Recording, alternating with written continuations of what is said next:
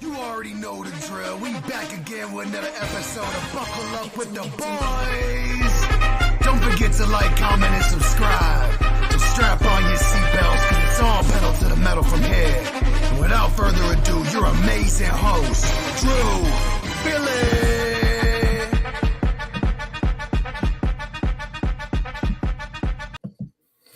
Welcome back to another episode of Buckle Up with the Boys with your host DB and host Trevor Dinsmore. Trevor, how are we doing tonight? It is, dare I say, it was an epic weekend. Went and saw Mr. Stapleton. Chris Stapleton was in town. He was very fantastic. Some of the most beautiful music in our modern times. But more importantly, I would argue, after 11 long years of an absence, college football is back in video games with College Football 25. If you pre-ordered it, like me, and got the deluxe version, you got to play it yesterday. And you bet your ass I took off of work at 3 o'clock and played for about 7 straight hours. Did I have a lot of success? I'm still getting used to the game. I'll just put it that way. Right. But be prepared, ladies and gentlemen, as I will be talking quite a bit about college football throughout this college football season and throughout this college football video game season. You bet your ass me and Billy will be going nose to nose with each other on several occasions, and that might spill over for your entertainment. So I'm looking forward to that, and I'm looking forward to obviously playing the game and essentially reliving a lot of good, precious childhood memories. Right. And with that being said, I will pretend to stop ordering a cheeseburger and put my little notepad down here. That's what James Franklin does every time he's trying to manage the clock. He looks at his notepad and he just kind of fucks it up. Yes. Otherwise, Right. No, it's exciting times. If you live under a rock, then you wouldn't know that it came out yesterday. And there's a lot of people that took off work yesterday, Trevor. I'm guessing. I took off of work this Friday, and Yes. You bet your ass I'm waking up at 8, and I'm not moving from my couch unless it's to eat or piss. Right. All day. Right. No, but it's exciting times as well. It's also interesting times, though, leading in here. We'll have news with yours truly, and then Trevor's news, and then we'll go on his segments. Again, if you haven't been following the show, what's more likely, License to Sicko, NFL season predictions, and then I'll be following at the end with debate time. And if I may add, Drew, Billy, Yes. Us both being Penn State fans, me wearing my Penn State garb, weirdly, the thing I'm most excited about with Penn State, the wing T formation is in the game. Oh, very nice. Very nice. Okay. You bet your ass I'll be calling a lot of 3 yards in a cloud of dust plays with that formation. Right. Good old Elk County football, brother. All you motherfuckers better be on notice. But serious news here, though, Trevor. Caleb Williams still hasn't signed his contract. He was asked at his Caleb Cares Foundation, an event he was having Lovely. in South Chicago. He's not handling it. His lawyers, his attorney, and everybody, the head of the Bears, everybody up top is handling that. This approach to not being at all involved in his contract, is that shocking to you? Is that concerning? Not really, Okay. especially for a rookie of his caliber. Okay. A lot of times, too, rookie contracts, they're kind of set in stone. There's a lot of analytics. There you go. There's a new word, analytics and statistics combined together. Analytics. I just invented a new word I didn't even fucking mean to. There's a lot of analytics that go with each of the picks in the first round with the rookie contracts, even all the way through the 7 rounds. There's a lot of data to back everything up, and you basically just adjust for the salary cap and how much that's been increased. Why it's taken Caleb Williams and his crew so long? Well, I guess his crew more so than himself. Mm-hmm. I don't know. And I know one thing. They have never sold Caleb Williams short, his camp. No. They have constantly blown smoke up his ass, whether it's whether it's to him or whether, it's to the NFL. They're constantly just blowing smoke up his ass and putting him much more on a pedestal than maybe he deserves to be at this point because he hasn't played a down of NFL football yet. Right. That being said, though, you can't. I will never, ever, ever say just shut up and throw the ball. I will never, ever, ever say that. And quite frankly, Caleb Williams has been pretty quiet with it. He's been seemingly more focused on developing relationships in the locker room and, learning the playbook, learning his people, learning everything about the Bears organization, and just preparing for the season much more so than his contract, which I guess is a good thing. Right. The money talks to the money people. Yeah. No, but hopefully they're able to get that deal done, Trevor. I'm not concerned. My guess is they're fighting over incentives. Fair enough. Which that'd be my guess. It's fair. That's a fair. Right. Yeah. I mean, very, very few of his caliber come into the NFL such highly touted as they are. Right. So we'll see how it goes. Yeah. Then other news as well. Saquon Barkley, now on the Philadelphia Eagles. We've touched on him a number of weeks now since the beginning of the offseason. But he's on, what the fuck here? I had it. E.J. Smith of the Philadelphia Inquirer. I think I'm saying it right. Yes. Inquirer. Yes, you got it. You got a lengthy feature, Trevor. He's getting to the point that he's basically saying, I don't want to go through the whole quote he did because it's a long-ass quote, and I always fuck him up. But basically, when he wants to be done, he's going to be done. He feels he's not old. He still has a lot of juice left in his body. Mm-hmm. I think we both can agree. If he didn't get drafted by the fucking Giants, could probably be up there in statistics all around. He had an offensive line, yes. So, are you concerned with him? I guess not having a longevity, having a longevity issue with his career, like not going into his mid-30s, I'd say. Knowing Saquon and how hard he works, the work he puts in at the gym, the work he puts in the running back room and in the locker room, knowing how he was at Penn State with all of that as well, I don't have a ton of concerns. God damn it. Oh, I know. Yeah, yes. Say quads, Bark. I call him say quads. I do little write-ups for our fantasy league, DB. Oh, yeah. I call him say quads because his quads, one of his quads is probably as big as my waist. Yeah. Massive human and a very, very durable human. You have to be pretty damn durable to, play for the Giants without an offensive line. Yes, there's injury concerns. Those have subsided recently, and hopefully they will continue to just go by the wayside and he can just focus on ball, which he is damn good at. Yes. Yeah. And quite frankly, I think he is an upgrade from DeAndre Swift. Oh, without a doubt. And the effort, even when he was getting the shit kicked out of him, Trevor, he was still hitting that fucking hole as fast as he can. Yep. And I don't think most of the years in New York, I don't think he was healthy. I think he was battling a lot of aches and pains all the fucking time. Like, that's not easy to do. Well, I mean, honestly, I didn't look at the Giants report card, but maybe go look at their training staff and see what kind of grade they got versus the Eagles. You could do that. You could draw your own conclusions based off of what I just said there, or you can go look at it yourself, which is what I would recommend. NFLPA report cards, just Google it. Click one of the first things that pops up. You'll be able to find it, and maybe we'll have our answer there as well. Yeah. No. I mean, it's not quite a like CM Punk in 2014 with a staph infection situation. Correct. But injury preventativeness as well. I don't know how much they worked on that. I'm not in that locker room, nor am I around that organization, nor do I want to be associated with that organization at this point in time. Right. So.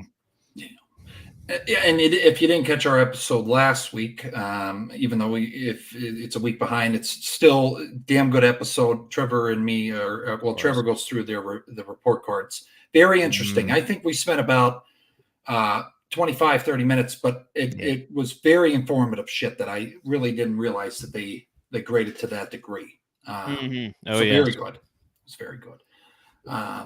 But other news here, another young talent, Trevor, making stupid decision. Jordan Addison arrested Friday for suspicion of DUI. 11:06 Friday night Pacific time. Los Angeles Communications Center was advised that there was a disabled vehicle blocking lanes on I-105. Never been on I-105, but I bet you there's a lot of fucking lanes. So he was blocking those. Rolls Royce was spotted with Addison asleep behind the wheel. Young fucking good talent, Trevor. What? God damn it! These guys, and again, I'm not in this. Will never be to their level. I bet you there's not even close. No, we will never. We'll never experience the physical, psychological pressures that these guys do. No. Yeah, I mean the pressure alone.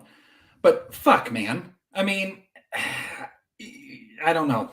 I hope this gets cleared up, and I hope he gets the help he needs. But just an interesting guy to see in this with this kind of headline. I felt like he had a level head, Trevor.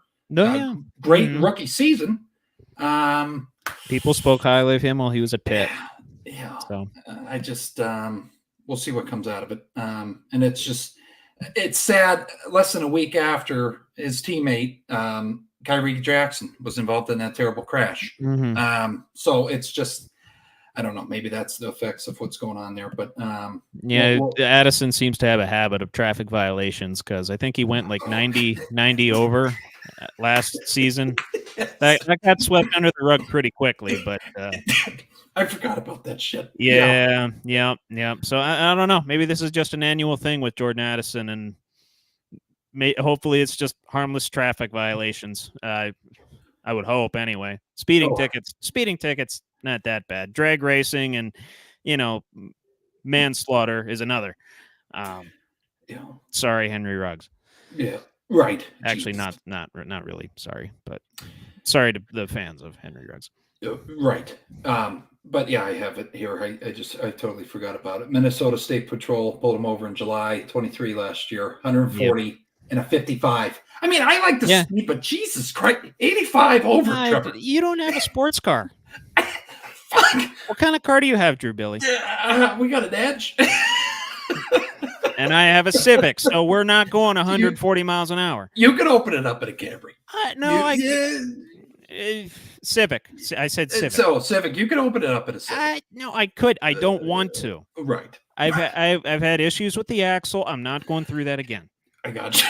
But hopefully he takes DUI class, maybe driving classes. He's going to have to, yeah. Something to get him. Good bit of a fine, too. Just something. Plus, he has to pay for the class. Right. I just hope maybe a veteran guy, maybe J-Jet, kind of pulls him under his wing a little more. I understand he was injured last season. Hawk as well. Hawk, yeah. Just someone, hey, man, just calm the fuck down a little bit. Or just Uber. Right. Just that's all you have to do. Just Uber. download an app. You're not struggling for money. You could easily just fucking, you know what I mean? I mean, I have Uber One. I'm assuming Jordan Addison can afford Uber One as well. So just, Or just get a personal fucking driver. That could work too. I mean, chauffeur. Yeah. I mean, these your guys own stretch limo that you could show up to and practice. Yeah, could show up to practice in a stretch limo. That'd be nice. That'd be nice. Fuck. I mean, all these guys got chefs. Let's just get a personal driver. But anyways, fuck.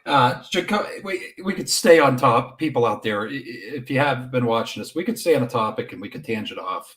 And it's my fucked up mind that we do that more in the middle of our segments than anything. So it's and we're equally liable. It's not just one party that goes off on tangents. It'll go both ways. Right. But sad news here. Jacoby Jones, former Ravens wide receiver in Super Bowl. I forget. I got the fucking Roman numerals here. Trevor, what Super Bowl was this? 47. 47. He was a star in that. Dies at 40. Terrible news. They announced that Sunday.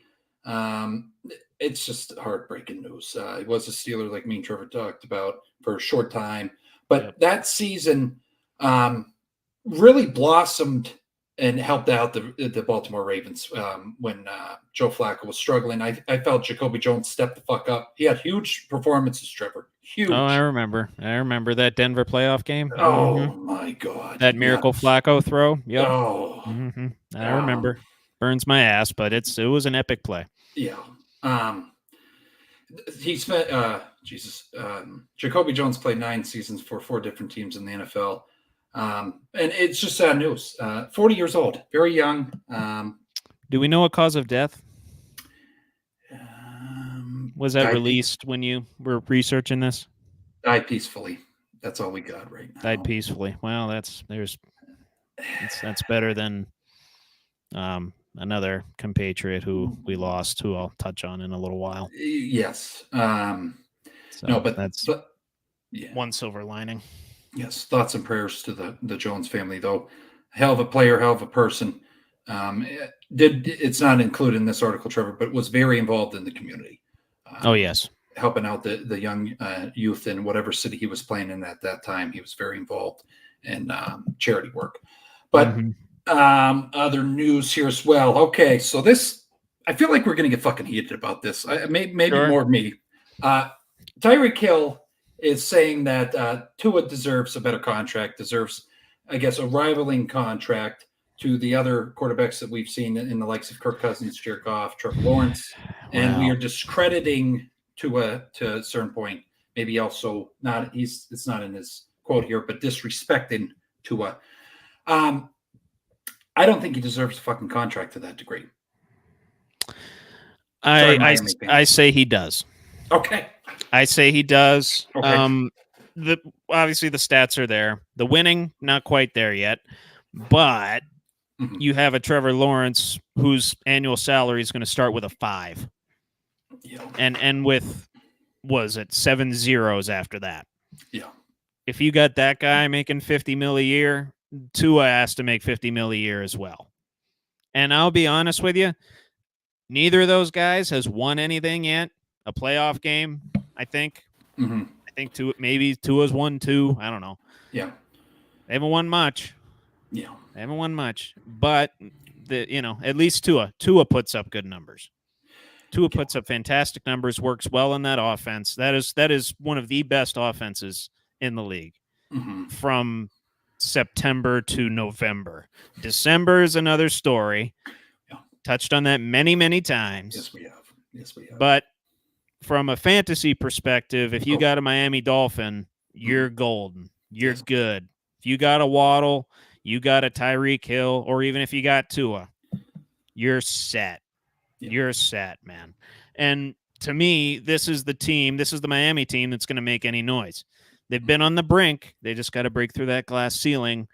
And in order to do that, you got to put faith in your main guy. Right. And how you put faith in someone in the NFL, you pay them a shit ton of money. Right. I'd be fine if he could just show up in December, Trevor. I don't know. I agree. What the fuck happens to him? There's a switch that goes off and he loses his marbles. He's throwing fucking sideline to sideline passes and shit, getting picked off. It's like, no. Didn't help that Tyreek got hurt for a time last year. Correct. I will agree with you on that. And part of it's coaching too. You got to be able to coach in hostile situations. You got to be able to win games in hostile situations. Mike McDaniel has not shown that yet. They beat all the teams they should beat and lose all the teams that they should, and quote unquote, lose to. You got to beat winning teams to be successful in the NFL. You're not going to get an 8-9 team in the playoffs and just cruise. That's not how it works. The best play the best, and you gotta. And I'll quote the Nature Boy here: "To be the man, you gotta beat the man." And right now, Miami has not beaten any men of the NFL, so to speak. No. Would you say Mike McDaniel's? He's fresh in his coaching career, but he could turn into the James Franklin of the NFL. That's who I thought of. He's much better. He's much better at time management. Okay. Fair enough. And I'll say big moments, but in terms of preparation for those moments, got some things to work on. Okay, I agree with you. And then I've been practicing this guy's name all fucking day long, Trevor, so I didn't fuck it up. Okay. Kyle Yazik. Not even close. I'm pronouncing it wrong. You are pronouncing it wrong. What the Hughes check. Hughes check. All right, I just want to say it here. Google Translate, you fucked me on this. You fucked me. Really? They Is that what fucked me. they said? Yes, Yazik. No, it's Hughes check. That's how I've Hughes always check. heard the broadcasters say it. Hughes check. Son of a Hughes check. apologize. Kyle, it's just like me in Spanish back in college. Oh, I thought it was pronounced this. Okay. Well, Kyle, say it again. Well, I mean, yeah, I'm not one to speak on my prowess in foreign languages, but Right. What? How do you say it again, though? Hughes check. Okay. Hughes, Kyle, Hughes, like Huse, Hughes, check, Okay. as in Czech Republic, or a hockey player checks his man into the board. Check. Hughes check. Hughes. All right, Kyle Hughes check. He's getting fucked here, Trevor. John Lynch comes to him and says he wants to again restructure his contract, take a pay cut. I personally think I watched more 49ers games than I ever have last season. They were on a lot in prime time, yeah. He is, I feel, maybe the strong fucking back guy. I mean, he kind of is there. He's very important. I think he does more than any other fullback in the league.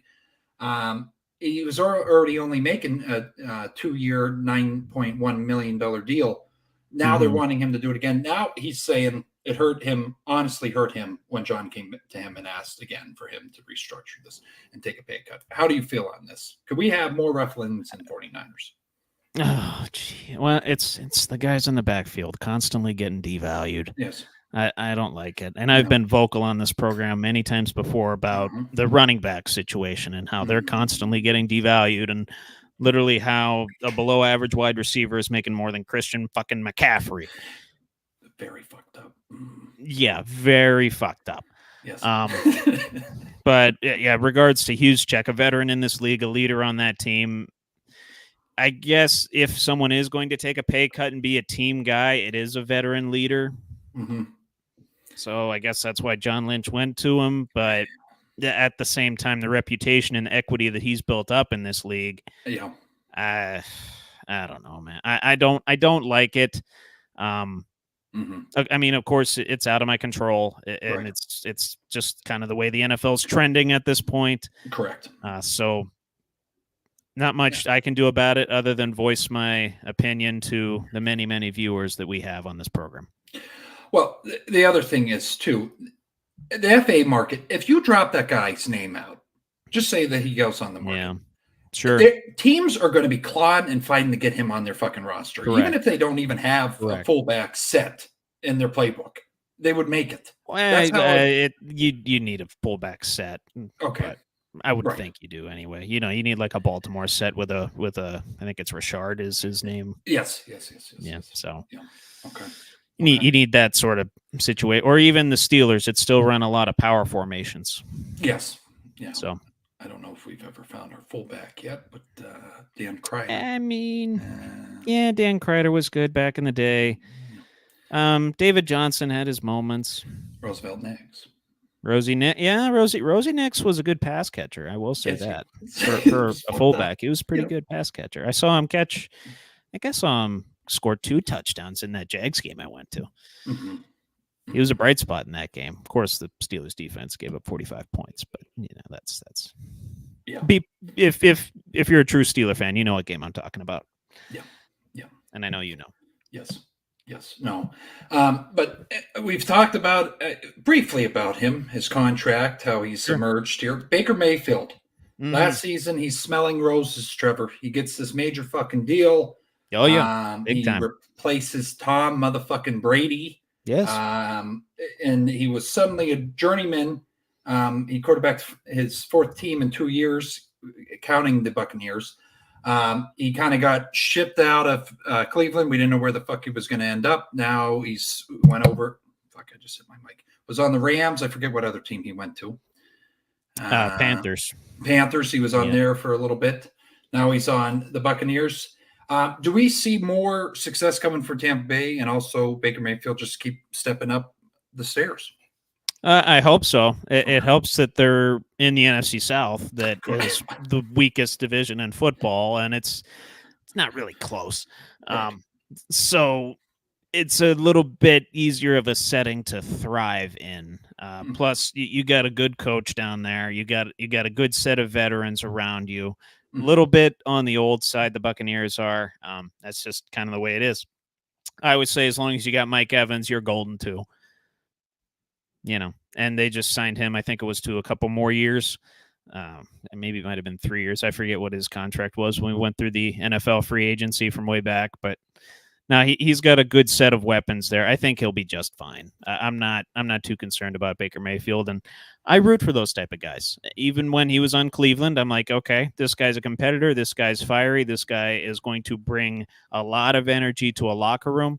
I thought he was good for Cleveland. I thought they should have kept him. Okay. I don't know why he literally wins your first playoff game in almost 20 years against your rival on the road that has owned you for 2 decades plus. It's one of the worst. He does that, and then, has a so-so next year. The coaching situation kind of changed as well. And then they just kind of gave up on him. And now he is going to turn into that journeyman if he doesn't stay long-term in Tampa Bay. I could see him easily being like a Ryan Fitzpatrick type. Mm-hmm. I wouldn't mind that at all. I wouldn't mind that. I didn't, honestly, I didn't like him at first. I did not. Oh, I hated him, yeah. Mm-hmm. No, him, sticking the flag in the middle of the field.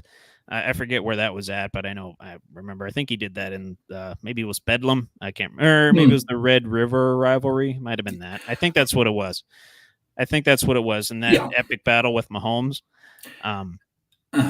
That might have been that. I don't remember. But yeah, and him grabbing his crotch against Kansas. He was a bit of an asshole. Oh. Bit of an asshole in college. But Frat boy. That's a good way to describe it. But he has molded himself into a team leader. He has molded himself into this fiery competitor that will win by any means necessary. Yeah. And hell, he won a division title last year. Right. No. I hated him. Him and Mike Evans, they're meshing. And they can continue with that. I mean, the only thing I would hope to change is if Baker got there earlier and closer to Mike Evans' prime, which seemingly Mike Evans never really exited his prime because he's had 1,000 yards every season he's been in the NFL. Fucking freak. Mm-hmm. Oh, stupid. If you look up consistency in the dictionary, in the NFL dictionary, Mike Evans' picture should be right next to it. Yes. Yeah, I agree with you. But last part of the news here for me, dark horses for season awards, Trevor. Yes, sir. Very interesting here. These odds are from Caesar Sportsbook. I do not bet on Caesar, strictly FanDuel, but we respect their odds here.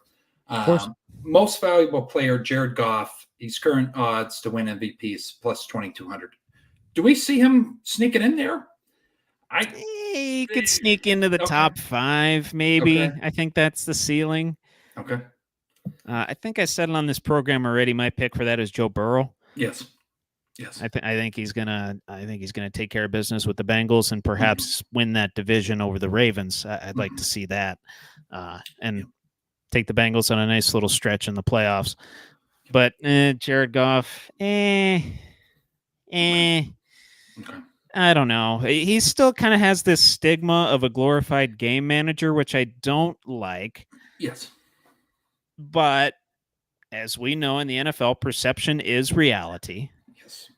And the reality is that game managers usually don't win MVP. Yeah. No, I agree. Mm-hmm. But don't get me wrong, he is perfect for that organization. Oh, God damn it. One of the biggest win-win trades in NFL history. Oh, without a doubt. Yeah. But yeah, they had to get Stafford out of there because he was getting fucking killed, and they figured it out. And he went to the right team that was going all in on a Super Bowl and won it. Fuck. So Yeah. got his due. Got his Yes. due for sure.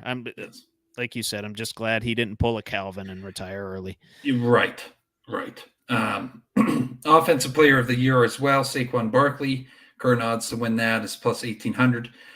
We just talked about him. You see that being a potential thing there, Trevor. Yeah. That'd be good by me. You got to throw McCaffrey up there again.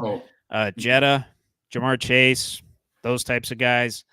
I haven't looked at the odds for these awards yet, but Saquon, he's one that could easily rise up the ranks if he's utilized properly, and I think he will be in that Philadelphia offense, especially with, I don't want to say the Eagles' offensive line is going to suck, but without one of the greatest centers, if not the greatest center of all time, in Jason Kelce, they're going to take a step back. So they're going to have to rely more so on the running backs rather than Jalen Hurts running the ball. You got to protect your quarterback. That's just that's the way it is. You got to protect your quarterback, and the way you do that is through the run game. If you can establish the run game, you can do play action. Your quarterback can sit back there and just sling it. Mm-hmm. How'd you like to be the guy to fucking replace him? Jason Kelce? Yeah. That's tough. That's a I know. Because you're constantly going to be compared to him. You're constantly going to have a microscope on you. It's not going to be a pretty situation. But thankfully, they still have Lane Johnson. They still have guys like Mailata, leaders on that offensive line that will be able to step up and fulfill that sort of role on the offensive line, that leader on the offensive line. Mm-hmm. So they're going to be just fine, I think. Right. And then defensive player of the year, another dark horse here. He changed his name. It's not now Josh Allen's the only Josh Allen. Trevor, Joshua Hines Allen now. Okay. Current odds to win defensive player of the year plus 2,500. TJ Watt's going to win the fucking award, but I hope so. Yeah.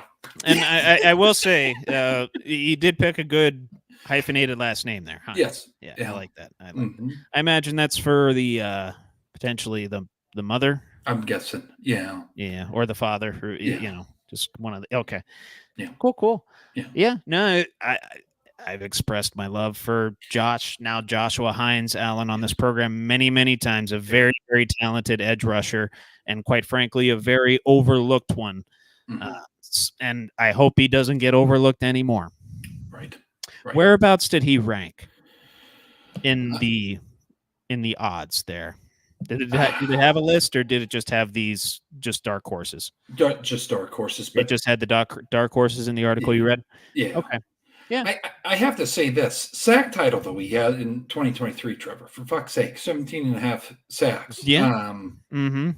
He's top 5 edge rusher, in my opinion. I'm good with that. So you got to throw him up there with Crosby, Watt, easily, Garrett. Yeah, those are probably the top 3 right there. Homewrecker just fucking gets off that edge. You better watch the fuck out. You better have much more of a speed moves guy. He's very agile and swift. He's very athletic big man. Yeah, he's a problem. Yes. Yeah. The quarterback better have his blind side covered, or you're getting fucked up. Yeah. Offensive rookie of the year. This one really kind of made it interesting here for me. Sure. Keon Coleman, Buffalo Bills wide receiver, offensive rookie of the year. Okay. Plus 2,200. Interesting. I don't know how much. Again, we've talked about it. We'll talk more. Sure. Yeah. But that receiving core is fucked. So it could happen. The rookie, when Khalil Shakir is your number one guy, yeah. In terms of the wideouts, anyway. Obviously, they're going to be utilizing Dawson Knox and Dalton Kincaid quite a bit. Mm-hmm. But no, I could see that. I could see that easily happening. Yes. To me, the favorite has to be Marvin, because he's going to be the number one target on his team right away. Maybe other than Trey McBride. Oh. So, to me, that's the obvious pick, and I would imagine he's the odds-on favorite on most sports books. Yeah. So that's my personal pick is Marvin Harrison Jr. Okay. But Keon Coleman, there's a case. There is a case to be made there where the Bills adjust their offense to be more pass oriented and they just get him more involved. Yeah. I mean, he's that guy out of FSU, right? Yeah. That 6'4", 215 Mm-hmm. Gabe Davis type. Yes. And we saw how Gabe Davis was with them. He wasn't very consistent, but he could score 3 touchdowns in any given game if he really wanted to. Yes. If Keon Coleman throws a few of those performances together, yeah, I could see that happening. Okay. And then this really made my eyes, I shed a tear when I saw this in the article. Yeah. Peyton Wilson, Defensive Rookie of the Year, current odds to win is plus 2,600. It could fucking happen. Trevor, everybody was saying that this guy was the steal of the draft for the Steelers. Oh, yeah. I don't know. I've watched this film. I hope I'm, more impressed by it. But do you see this happening for him? He has all the physical tools that you want in a prototypical middle linebacker, and he's going to play a lot alongside Cole Holcomb. Okay. So he's going to get very good tutelage there, mm-hmm. and he's going to be in a front 7 unit that's going to enable him to thrive. Mm-hmm. So, yeah. Okay. Yeah, I want to see this happen. Okay. I absolutely want to see this happen. It was either him or that who's that corner Arnold that went to the Lions? Yes. Yeah, I'd like to see him get a good bit of consideration as well. Mm-hmm. There was a couple other guys. Oh, that cornerback out of Toledo, Kenyon Mitchell. Yes. Yeah, those 3. I'm probably, if I'm betting on this award, I'm probably picking one of those 3. Okay. And then comeback player of the year, Deshaun Watson. No, my pick's already locked in for this, but go ahead. Plus 2,200 here. Not going to happen. Okay. Who do you have? Aaron Rodgers. Oh, without it. Okay. Yeah, I don't think it's not even going to be fucking close. That's, to me, that's an easy one. If he stays healthy and he even has, for his standards, a mediocre season, he wins comeback player of the year. Okay. To me, that's a done deal. Okay. And then this is probably the biggest joke of them all. Coach of the year, Mike McCarthy. Odds are plus 5,000. Oh, man. If they have, I guess, a solid... win the fucking Super Bowl, Trevor, maybe. I don't know. But fuck this guy. I don't know there. I don't know. I don't really know who's I don't really know who's in the running for this one. No. It's not going to be Mike McCarthy. No. Why would it be Mike McCarthy? He's gone 12-5, and yes, he sucked in the play. So what? He just has to not suck in the playoffs? Right. And he wins Coach of the Year? Great. Awesome. Such a good for him. Good for him. Bullshit. To me, and I'm glad the Coach of the Year award has turned into this, it's how much can you get out of how little? Mm-hmm. And that's exactly what Kevin how can you turn chicken shit into chicken salad? And he did. And Kevin Stefanski did that primo last year. Yeah. He outright deserved the award. Mm-hmm. Now, one of my picks this year for this award, Shane Steichen, a front runner for it last year that got overrun by Stefanski. If he has a double-digit win season with a quarterback that's in his first full year as a starter, if he can keep him healthy, and the Colts can somehow compete against the Texans for that AFC South, and yes, we're discussing the Colts today. Yeah. If they can compete for that AFC South, win 10 games, or even just get in a wild card spot and win a playoff game, to me, you got to have Shane Steichen up there as well. Because the Colts, if you look at the roster, it's not stellar by any stretch of the imagination. No. And he got a lot out of little last year, too. If he can do that for a second year in a row and parlay that into potentially a playoff win or a playoff run of some sort, I think he's got the best case for that. I agree with you. Yeah. No, he impressed me last year. I mean, yeah, what the fuck? Richardson goes down way early. They still finagled their way through it. Why not give him the goddamn award? But anyways, last part here, and then we're going over to Trevor's news. Trevor, I am way over what I wanted to go here. That's I okay. apologize. I'll rip through what's more likely. We'll be fine. Okay. Buffalo Bills underwent a hefty turnover this offseason. We've touched on it multiple fucking times. If you live under a rock, if you're new to football, maybe you don't know. Stephon Diggs, Gabe Davis leaves on the offensive side. Micah Hyde, Jordan Poyer, Tre'Davious White on the defensive side. Josh Allen, he's barking at the boys, Deion Dawkins is saying. Sure. That tells me, Trevor, he's like, okay, fuck. I'm kind of the old guy now. Kind of got to be the voice in the room. That kind of makes me excited for the Buffalo Bills, and I can't believe I actually said that. So how do we feel? So what's the question? How do we feel about the Buffalo Bills as a whole? I guess him taking over leadership, and also, I guess the Bills season with him, I guess, being on their asses. I mean, he's the next logical guy to step up, right? Right. After all those defensive players left. Yeah. And their center left as well. I think it was Mitch Morse. Oh shit. Yes. Yeah. I forget who he's on now. I saw him on a depth chart the other day. I can't remember what team he's on. That's a key. Okay. I think it's the Jags, maybe. Might be the Jags. Oh, he's a steal and a half. He's a hell of a center. No, he's great. Like I told you, I'm not concerned about the Bills in the least bit. I think that's still their AFC East to lose. It could be more hotly contended even than it was last year for sure. But until Miami learns how to win in December, it's the Bills division. Okay. That's just the way it's going to be. It's weird to say that because it was the Patriots division for 2 decades. It felt like 2 decades plus. Right. But now it's the Bills division. Yeah. Even with all that they lost, in a weird way, they might have gained something even more important, and that's team chemistry and perhaps a semblance of cohesion. Mm-hmm. You have guys that are all on the same page that want the same thing and that aren't really out for themselves. That's a powerful thing. Yeah, no, I'm getting text message here. Justin Fields didn't go to the Saints, did he? No, why? Okay, maybe that's just a rumor. Is that a breaking thing? I don't know. What's going on here? I don't know. I hope it's just. I don't see anything on ESPN from it, although ESPN's usually pretty late to the party here. Let me check Bleacher Report. Okay, just real quick. Just to make sure we don't have any late breaking news here, you guys. We'll just keep this fucking news segment going. I don't care. Whatever. Let's see. Oh, nice.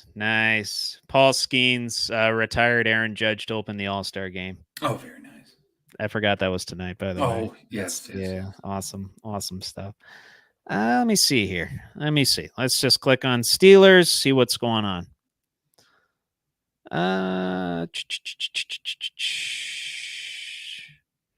I see they're showing interest in Quinn Meinerz from the Broncos.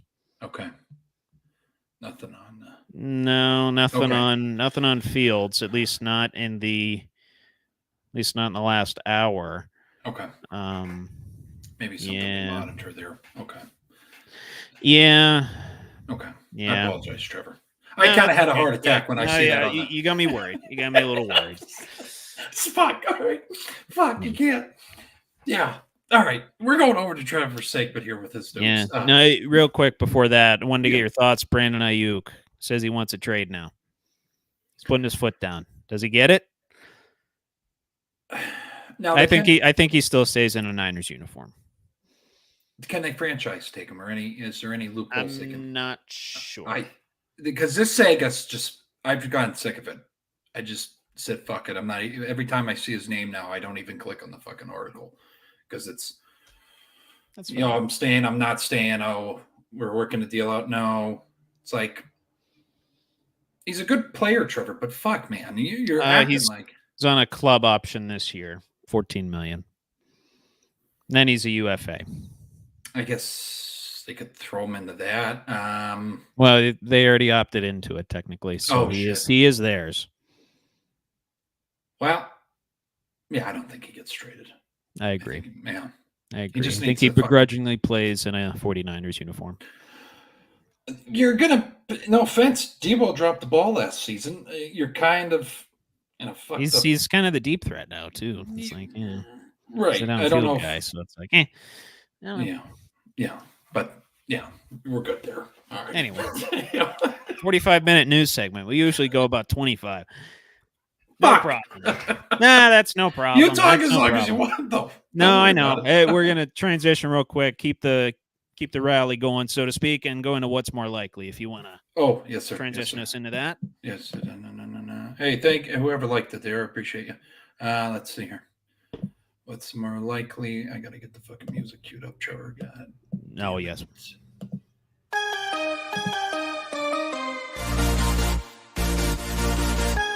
What the fuck?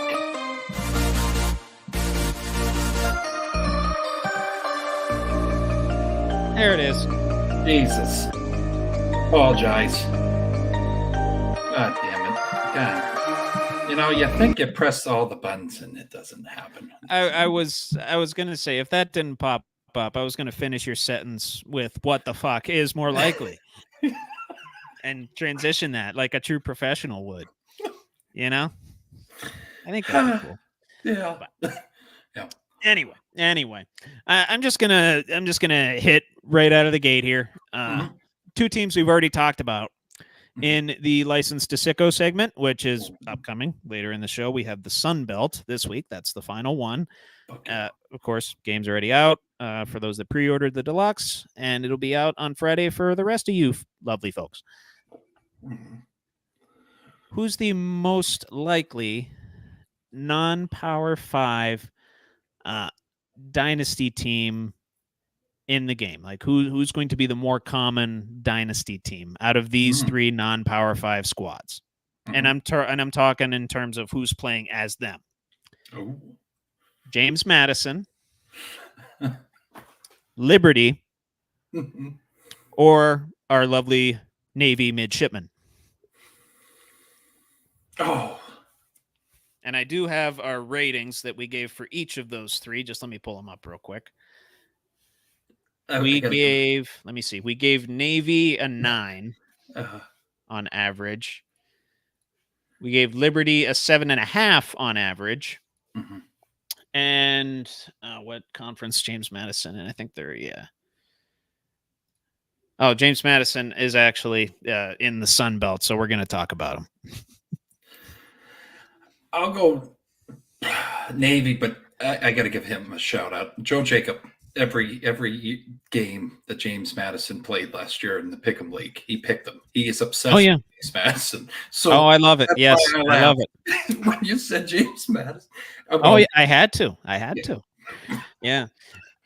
To me, it's probably going to be Liberty because there's going to be a lot of guys that are going to pick teams that are good but need to break through that glass ceiling. Yeah. And Liberty is one of those where you can kind of recruit your way a little bit in a non-Power 5 conference. And as long as you know how to strategize, Liberty's, proverbially ranked in the top 25 the last several seasons. So to me, I think it's going to be Liberty. And that's not like a knock on any players taking the quote-unquote easy way out. There is no easy way out in the college football online dynasty mode. We don't know what it entails yet until we play the game. Right. We can see all the previews we want. We got to play the game. Yes. We got to play every single fucking aspect of the game. and I think Liberty's going to be. a good one to base your dynasty off of. I think that could be a good one. Yeah. Josh, hey, we love you too. All right, appreciate that. All right. No, absolutely. Yeah. Sticking with football. Yeah. And kind of bouncing back to the NFL, so to speak. More likely non-betting favorite to win their division. Oh, very good. The Miami Dolphins, they're at plus 210 in the AFC East, and they're actually behind the Jets and the Bills. Or the Green Bay Packers at plus 195 in the NFC North, obviously behind the Lions. Oh, I got to go Packers. I got more confidence than them than the Dolphins. I am with you. I am with you. Yeah. I got to stay consistent, and I stay consistent by saying Miami can't win in December. Still Buffalo's division to lose. Yeah. Although the Jets, they could easily swoop in and take that. It's going to be very interesting to watch all season long. I'm very excited. For sure. Absolutely. Yeah. Moving to baseball. Mm-hmm. We got a couple of guys that could be on the trading block here very soon. Oh, boy. One guy that's proverbially on the trading block these last couple seasons, Juan Soto. Mm-hmm. And born and raised Met guy. Well, not really born and raised Met guy, but seemed destined to be a Met guy, drafted by the Mets in 2016 and has been a Met or in their system ever since, Pete Alonso. Mm. Who's more likely to get traded at the deadline? Oh, God. It'd break Doogie's heart if I said Pete. I'm going to have to go on. It might be Pete. Oh, I'm thinking it might be Pete. Big Dick Pete. Ah. To me, Oh. well, the Mets are in more of a position to sell. It's Even though fun. they've been on a hot streak lately. As of last night, they were third place in the wild card. I forget what they were in their last 35 games. It's something around 24-11. So they're on a nice streak, and they're a couple games above 500. Mm-hmm. So they could buy, which I know Mets fans want them to do. Yes. We've seen where buying has got them in years in the past. And some people want them to sell and just knock this thing down. Mm. So potentially being that first domino to fall. Mm. Mm. Yankees are in much more of a position to contend. I don't really think they're going to get rid of their superstar that's absolutely mashing for them. No. Although I think this is his only year on his deal, and his value is pretty damn high. So could get a good bit for him. Multiple players ready to play at the major league level potentially. But to me, I look at selling teams when who's more likely to get traded, and it's the Mets. Yeah. No, I agree. It's been a shit show. Yes. Well, what the hell? You, myself, and Natester, we were talking about Max Scherzer deal. What the fuck? Oh, yeah. Oh, my God. They're still paying Verlander, too. God. And they're still paying Bobby Bonilla, too. Fuck. July 1st. Every July 1st. For 11 more years. I'm going to piss off Mets fans. They are basically like the fucking Raiders. Just stupid shit. Weird shit. Weird shit. Yes. Just saying, we do this. Oh, it happens. Oh, it might work out. No, it's shit. Turns to shit. Turns to a pile. And you literally need to gamble and hope the gamble pays off in order for them to win. And it just, most of the time, it's why it's called gambling. Most of the time, it doesn't work. Right.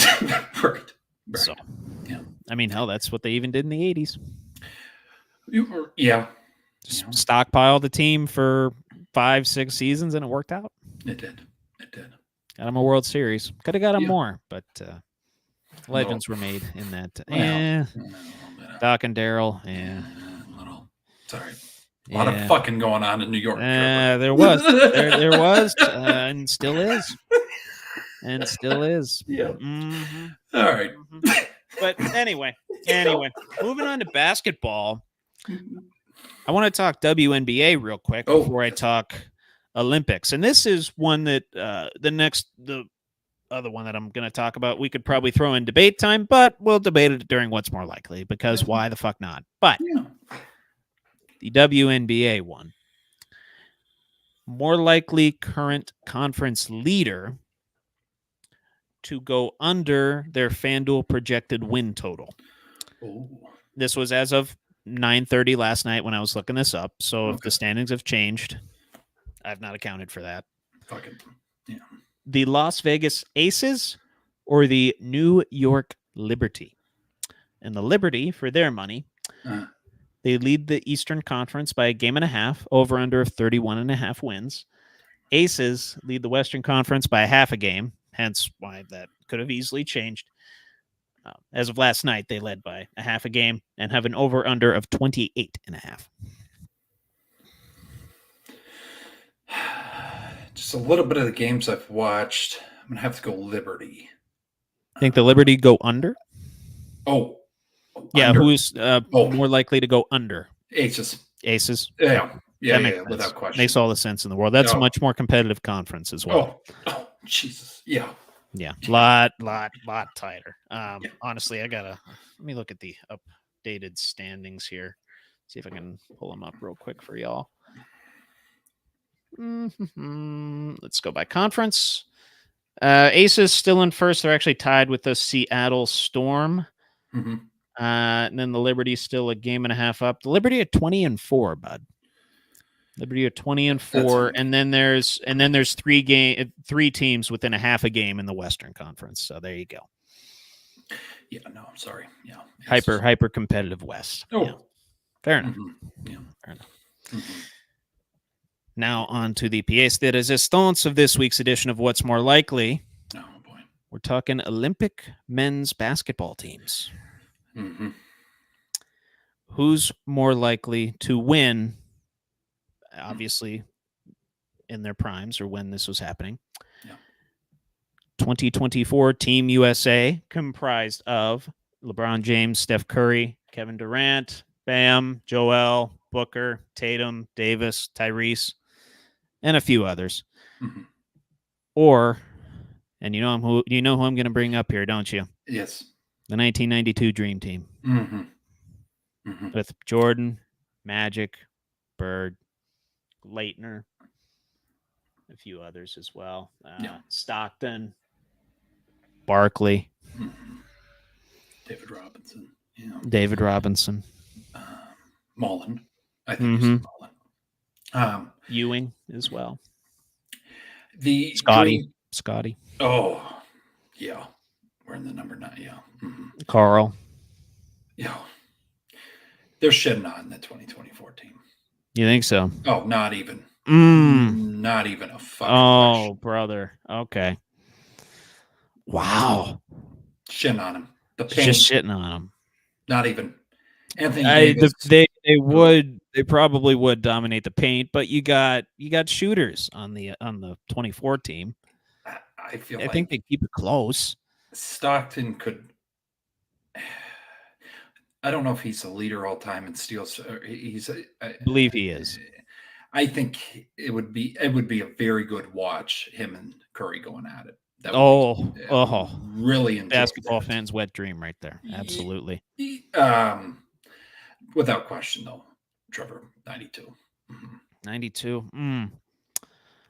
You say they would stomp them. I say it'd be a lot closer. I'd say it'd be within 10 points, but 92 still. Okay. Yeah. I'll give you the 92, but it's going to be a lot closer. A lot closer than you think it would. Yeah, I go 21-point mercy roll. Mm-hmm. Mm-hmm. Come on. Oh. Oh. Well, you get Jordan. It's something. What? I feel like you like that flame. LeBron's going to be talking shit. And Jordan's just going to fucking, oh, God. Oh, God. Yeah. That'd be epic. That'd be epic. The original Space Jam's better than yours, LeBron. Fuck you. I mean, it is. Fucking clash. Oh, shit. Well, we're not playing Space Jam here. We're playing hardwood basketball. He took it personally. Jordan would take it personally. He always takes it personally. Well, LeBron took it personally, too, when he took his son in the draft. So. Well, right. Well. Yeah. So I think there's some Lakers bias in there against LeBron. I think there is. I hate him. You hate him. I hate LeBron. He won you a title in the bubble, but he won you a title. It's a tainted title. Mm-hmm. Okay. Is that all he's won is tainted titles?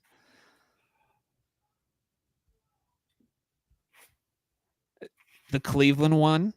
Come on, that one's not tainted. Draymond getting suspended, is it tainted in that way? Ooh. The two he won with the Heat forming the big three? That's kind of where I get a little well, the Celtics did it with Allen, Garnett, and Pierce. I wouldn't say they're all tainted. I think I got to really watch this PlayStation conversation, but I know. It's kind of it's a going to get cancer. intense. It's going to get cancer intense. when he comes to an organization. That's all. I'll leave it at that. And he leaves it in shambles after the fact. Yeah. I keep fucking pulling this goddamn. You do. I keep hearing it loud. I'm sorry. It's quite okay. It's probably fucking with you more than it is with me. No. All right. All good.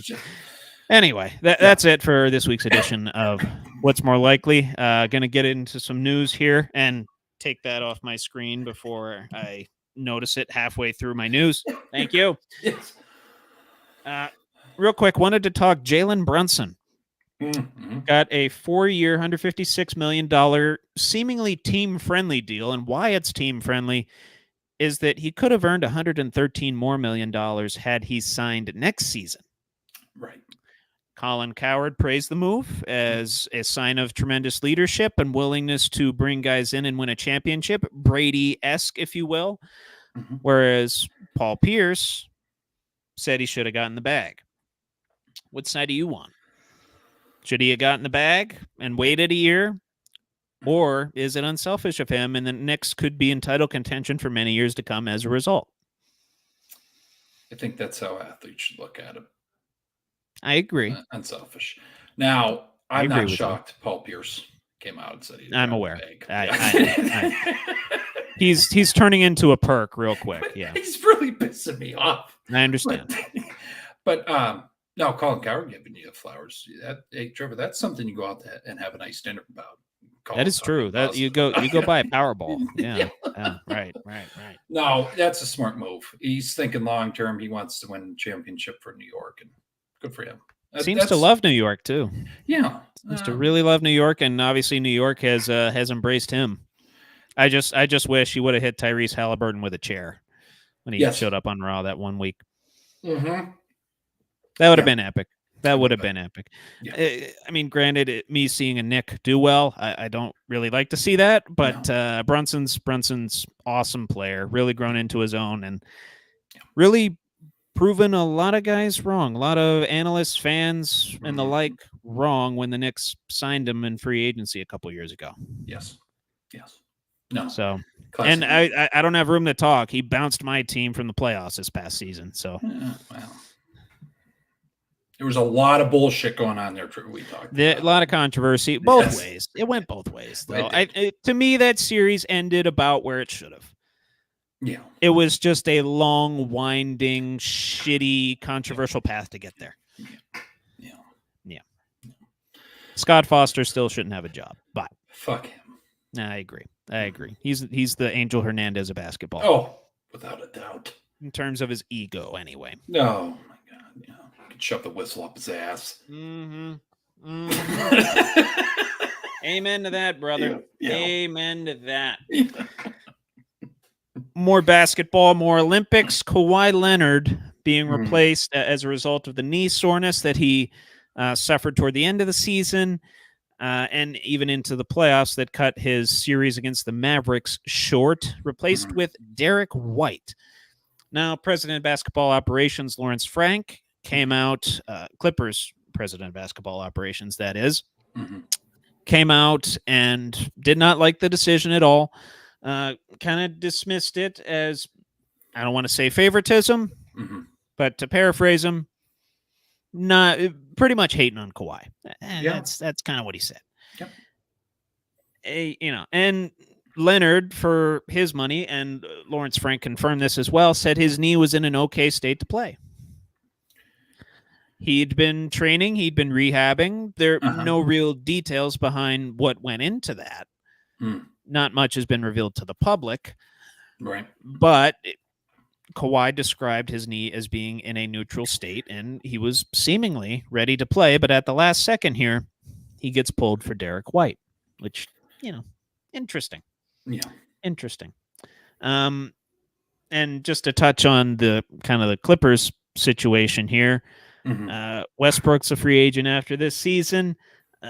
PJ Tucker, Terrence Mann, those guys could be on the chopping block as well. So not only is Lawrence Frank dealing with the fact that Kawhi, one of his guys, was held out of the Olympics. He's also dealing with an organization in flux. Yeah. So just bear in mind of what's going on through his head in the light of his comments. Right. But the question I wanted to ask you, to Mhm. loop it back to the Olympic basketball denial. Yep. Did we get robbed of a second dream team as a result of this? Because you throw Kawhi in the mix with the likes of Joel, LeBron, Curry. Yeah. I'd say potentially, Trevor. I just And here's a better question. Would his inclusion have pushed him over the top for you to say the 2024 team could beat the dream team? I think I know the answer to that question, but I want to hear your logic. I don't know. I don't. That's just a tough one. I understand. I tend to ask thought-provoking shit. Yeah. I still don't think it would matter. I understand. Fair enough. The talent's there. I mean, if we're talking, so the condition of the team in '92, Larry's back was fucked. Magic was dealing with the whole. I think Magic might have been retired at that point. Yeah, he retired after the '91 season, and then some reason they threw him on there. Yeah, they threw him on the dream team, and I don't think it would matter. But yeah, Kawhi, I don't really know what the hell was going on with that decision because I thought it was him just backing out because honestly, that was USA Basketball's decision. I mean, Derek White's not. I'm not saying he's a bad player. He's not Kawhi though. It's not even fucking close. He's not the Claw. No. I mean, you could have maybe grabbed somebody else. I don't know who that is. I can't name that right now. But fuck, I don't know. There's all Kawhi fans out there wanting to watch him, and sure, whatever. No, whatever. Okay. All right. Well, I think we got robbed a little bit. Oh, we did.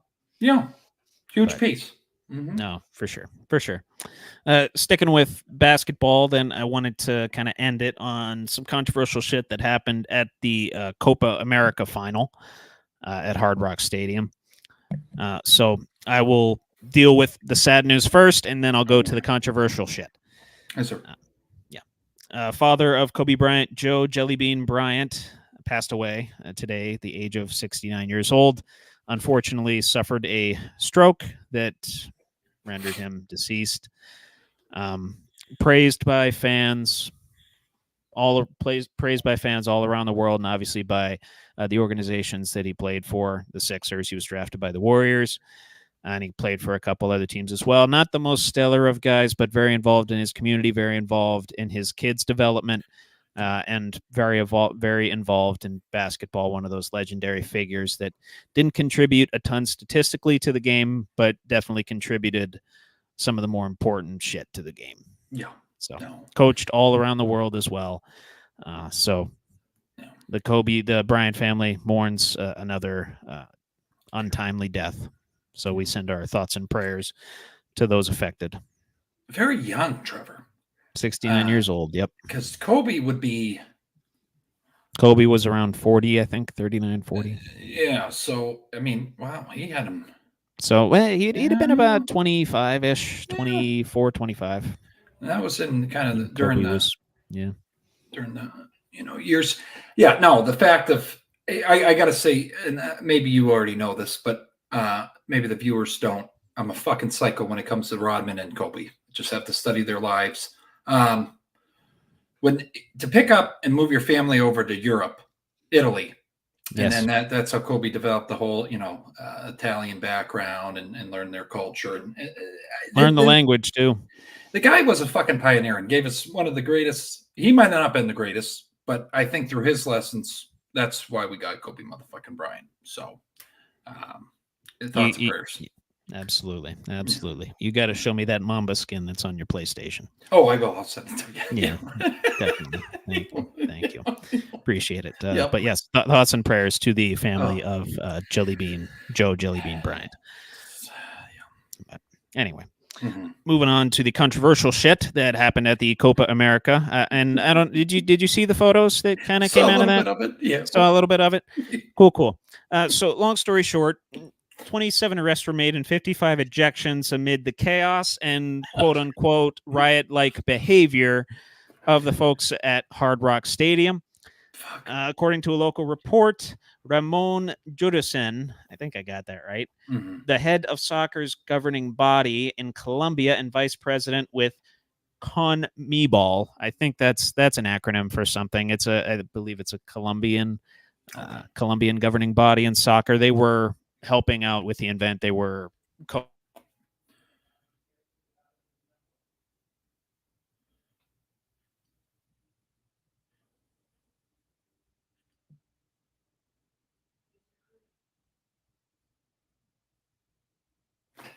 Oh, hold on, I got you.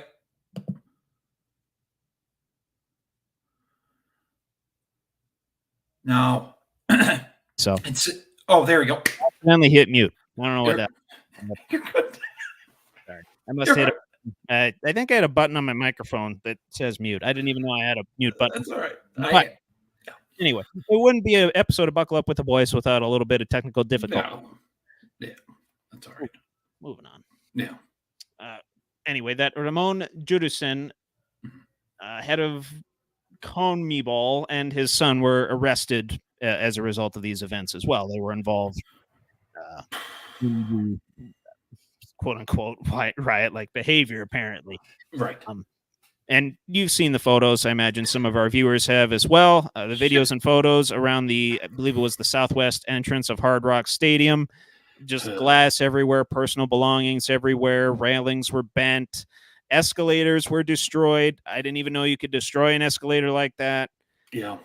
As fans tried to, and a lot of those fans did not have tickets, tried to bum rush the event and try to get into the event. And from my understanding, it was a massive failure in crowd control and security. Shit show. Very much a shit show, and a lot of things that they got to clean up before the World Cup. They host some games there in 2026. I think 7 games they host there. But yeah, a lot of fans, they tried to enter there illegally, pressed upon anyone that they could to just try and get in. You know, children were like screaming because they were being pressed into the gate. It was just a mad scene. And, you know, not very good for those law-abiding citizens. Just wanted to watch, you know, they wanted to watch Messi and wanted to watch Argentina win another Copa America. Yeah. It's a very, very unfortunate situation here.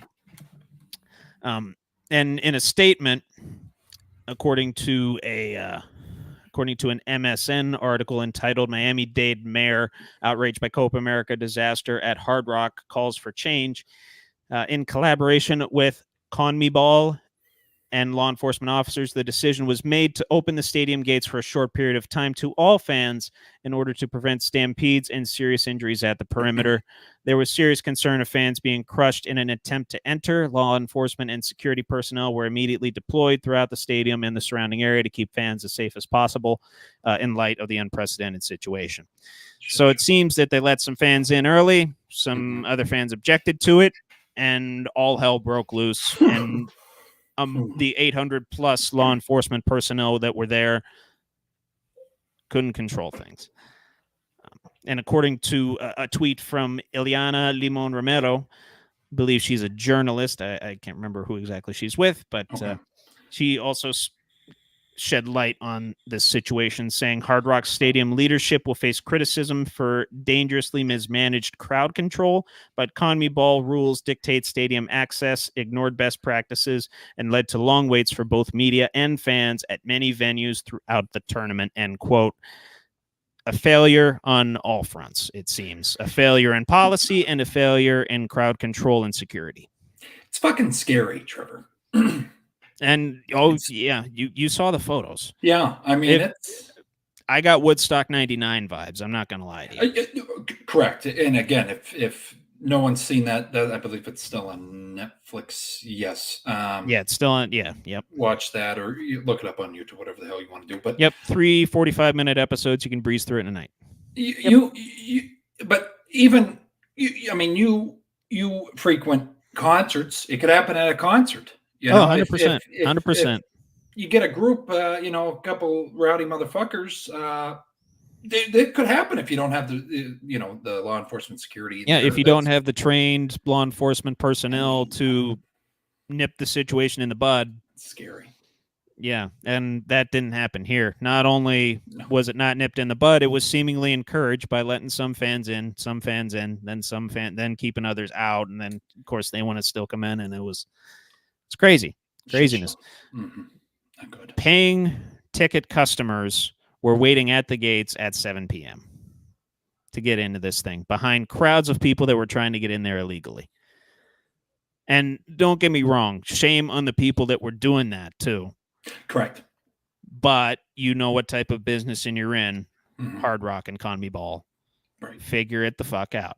Yeah. Soccer crowds are as nutty as it gets. Oh. Even nuttier than American football fans sometimes. Yes. You got to know what you're getting into, and you got to know how to control crowds.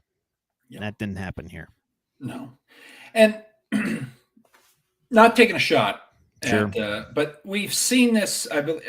Me and Doug watched the documentary. I forget where it was.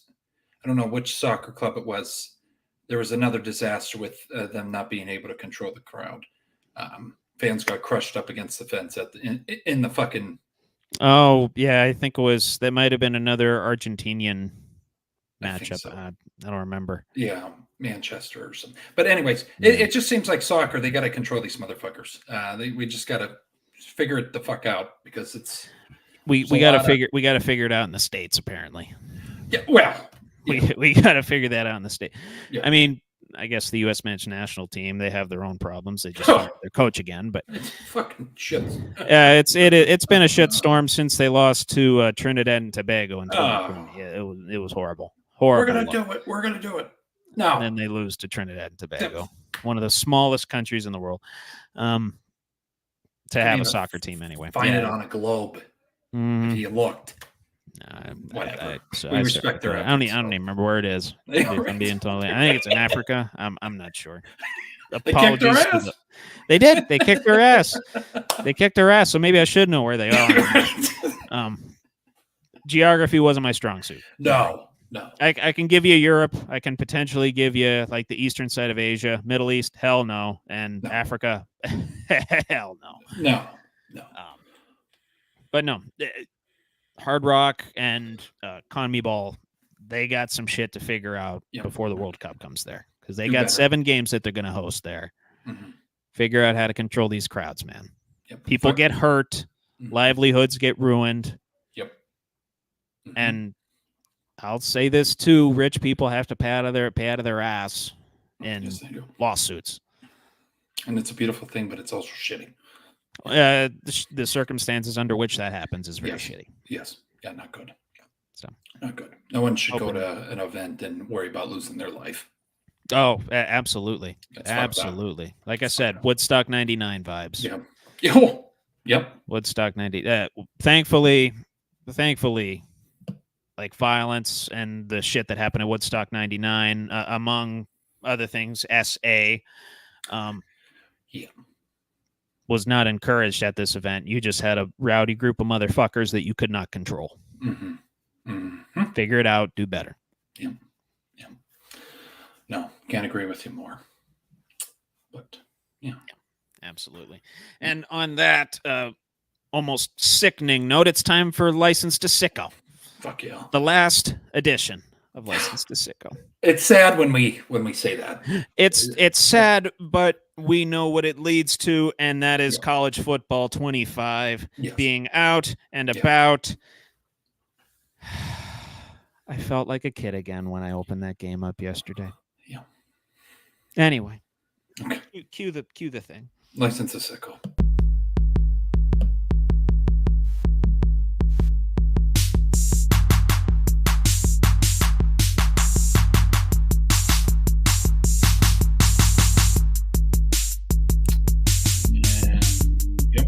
Okay.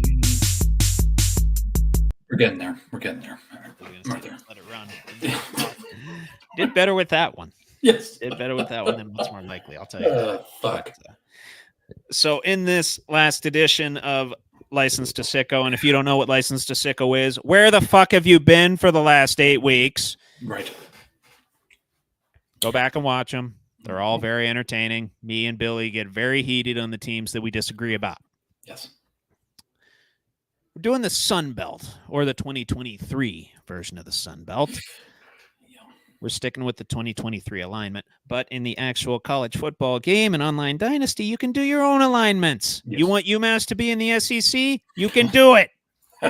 You want UConn to be in the Conference USA? Fucking go for it, dude. You want Alabama to be in the Sun Belt? Sure. Let's do it. Yeah. You can do all of that in the new College Football 25 game. They're not paying me to tell you that. I wish they would. Right. Anyway, going down the list of the Sun Belt here, and there are a lot of teams in here that are close to my heart, and even one that had a movie made after them starring Matthew McConaughey, one of my favorite actors of all time. Oh, yeah. This is the only time I will say this, and it is for Matthew McConaughey. Hook 'em horns. Mhm. Starting out, though, with James Madison.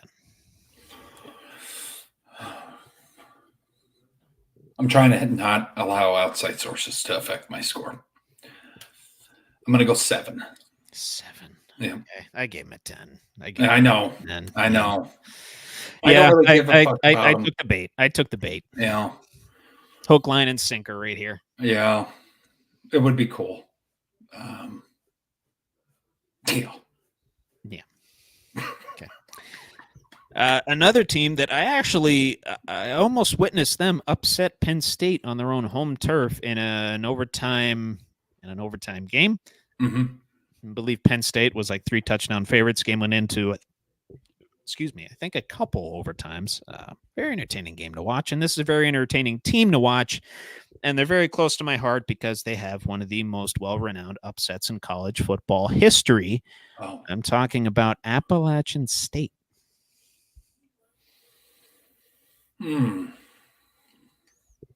History's playing 8. I have them as a 9. Okay. I have them as a 9. Yeah. I had them as an 8 just for sentimentality reasons, and then the upset over Michigan in 2007 that just pushed it over the top. Chaotic season, that 2007 season. Go back and there's a few videos on YouTube about that season. A lot of upsets, and chief among them, App State over Michigan in the Big House. Mm-hmm. Which, if you knew anything about Michigan at that time, they did not lose very much in the Big House. And that'll probably be that way for a couple years now. I will say this, though, and this goes out to a couple people we play PlayStation with. Penn State and Notre Dame are ranked higher than Michigan in that game.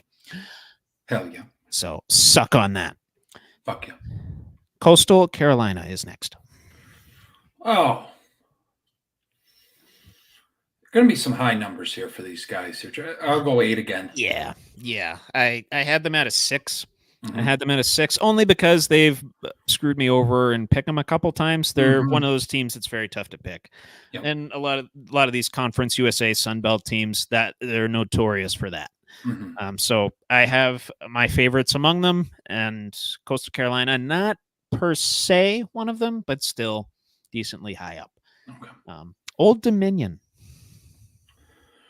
Okay, now out of the whole Sun Belt, this team's just there. So I'm going to give them a. They're like the Rice of the Sun Belt. Yeah. Yes, we'll give you a 6. I gave them a 4. Okay. Yeah. Yeah. Okay, so a couple times you went lower than me, a couple times higher, but we're pretty simpatico here. Mm-hmm. Georgia State. Oh, being Georgia's little ugly brother. I'd say redheaded stepchild of the state of Georgia. Yep. 9. Oh, wow. Yeah. 5. Just, I like that. I don't really have a whole lot of attachment to them. No. To be honest with myself. Right. Yeah, we'll do that. Okay. You'll do 9? Yeah. Okay. I dig it. It's going to be a lot in contention for first here. We might have a dual winner for the first time. We are Marshall. Oh. And that's, the Matthew McConaughey, Roommate sophomore year was from around that area. Randall's his alma mater. Then that terrible travesty, Trevor, that happened. Yep, back in the day. Yep.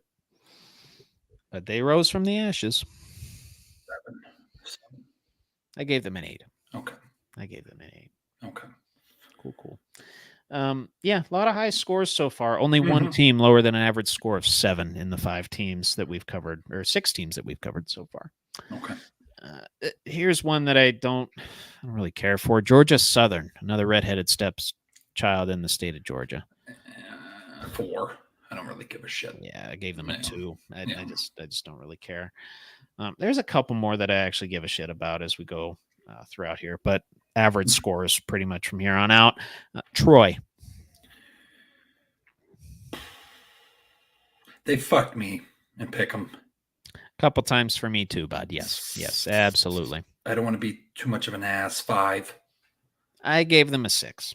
Okay. I gave them a 6. I don't know. That running back that I liked from there got drafted, so Yeah. that's about the only attachment that I have to them. Okay. Texas State is next. Oh. There's so many fucking colleges in Texas. That's what's.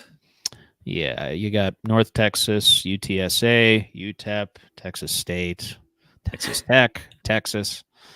Let's go 7, Trevor, because I feel bad for him. Okay. I gave them a 5 because Okay. I kind of felt bad for them too. They were one of those like Georgia Southern that I didn't really care about, but they're Right. in such a big football state, and they're an underdog, so gave them a 5. South Alabama, redheaded stepchild of maybe the reddest state in the country. Yeah. Alabama. Can't give all these teams flowers. We'll go 5. There's no connection there, so. Same. So I gave them a 3. Okay. Arkansas State.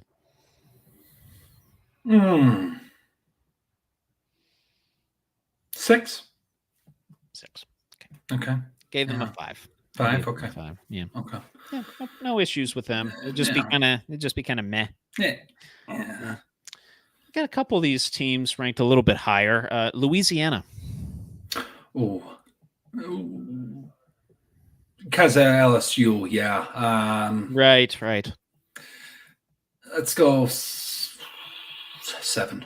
7. That's what I gave them Yeah. as well. Yeah. A couple 5 stars. You throw a couple 5 stars on that team. Yeah, that'd be nice. Southern Miss. Oh, Steeler. Yeah. There's a Steeler from there. Oh, And I don't know if it's Mike Wallace. I don't think it is Mike Wallace. hang on. I'll just Google Steelers that went to Southern Miss. Yeah, there's someone that I loved.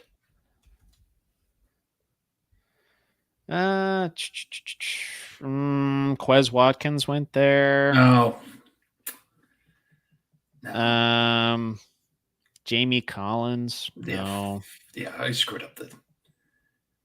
No. Oh, Miss. He went to fucking home. Never mind. Yeah. Yeah. Oh, Yeah. that's what I was thinking of. 5. Okay.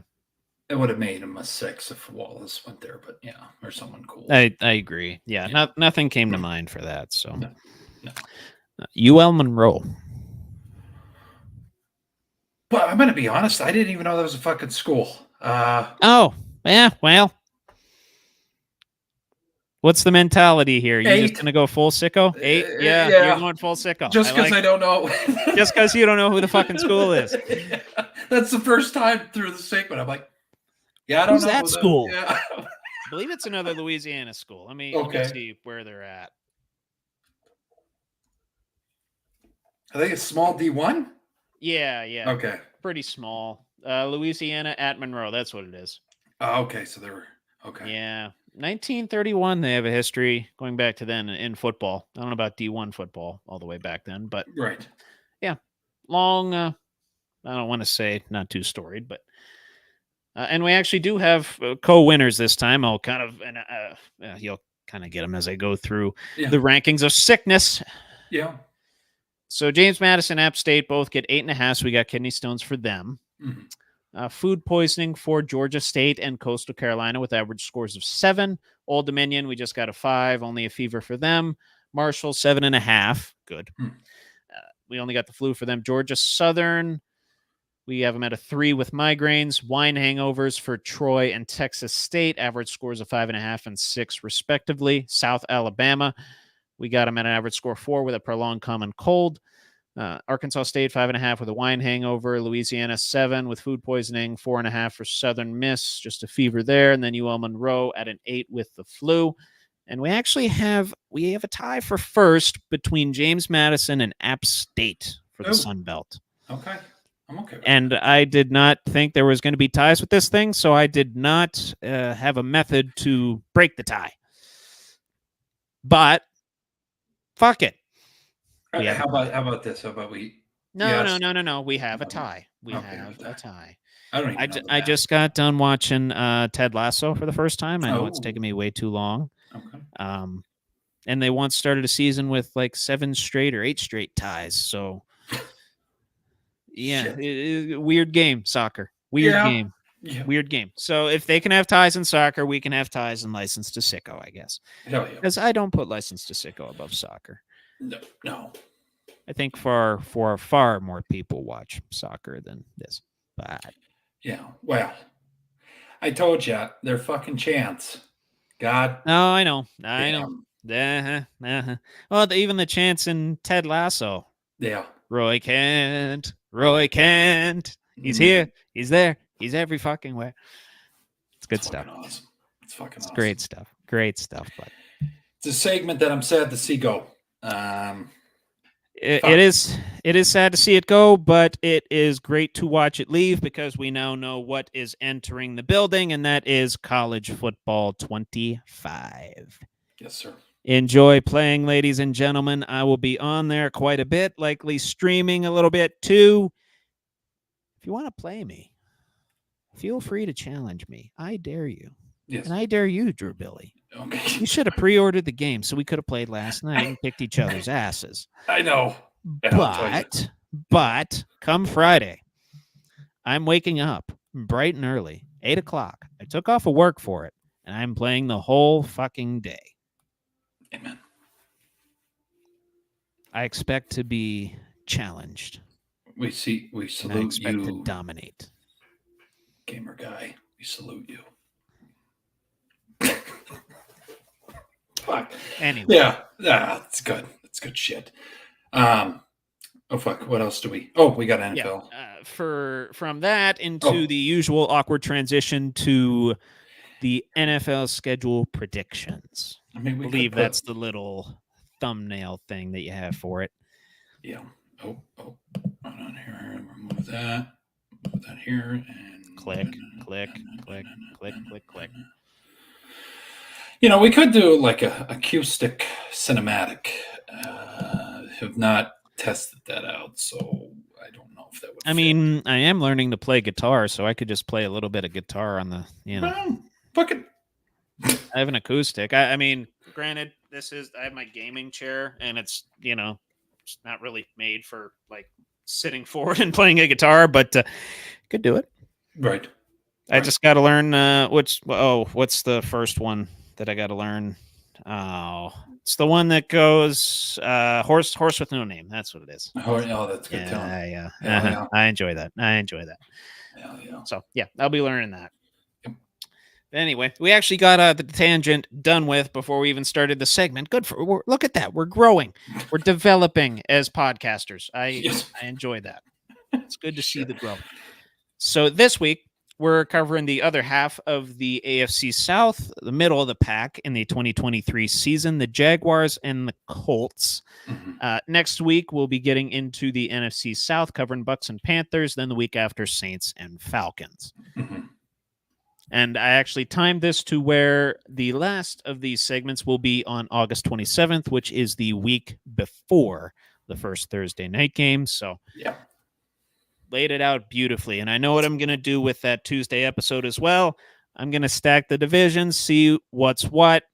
I don't know if I'm going to be able to do tiebreakers because I don't know the ins and outs of that. Right. But if I'm bored and I get the time, I'll do it. Fuck it. Fuck yeah. But good anyway, mm-hmm. Who do you want to start with? Colts or Jags? Jaguars. Okay. We have to. Mm-hmm. No, that's fair. I believe that's who I also started with when I was filling this out last night. So, yeah. Let me pull up their schedule real quick. Beautiful. Okay. So the Jaguars' first 3 games of the season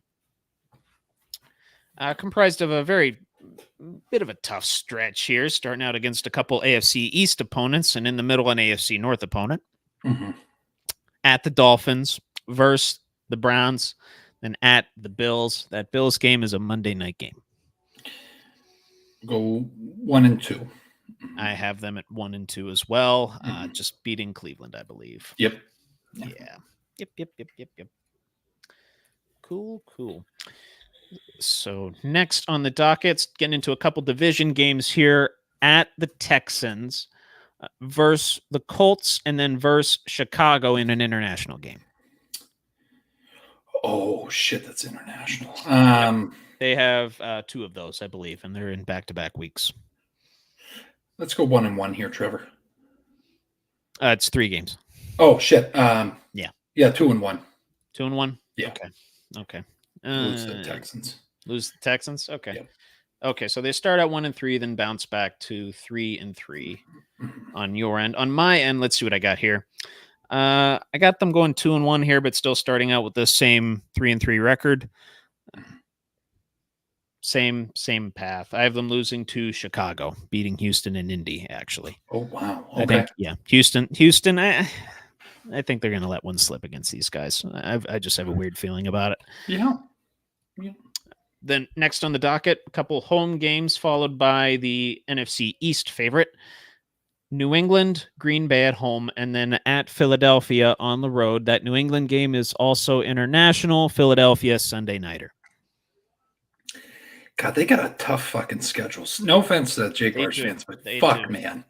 Well, surprisingly, 14th ranked strength of schedule based off of last year's win-loss records. Okay. 1-2. 1-2. Oh, wow. Okay. Just beat New England. That's it? Yeah. Okay. Go with that.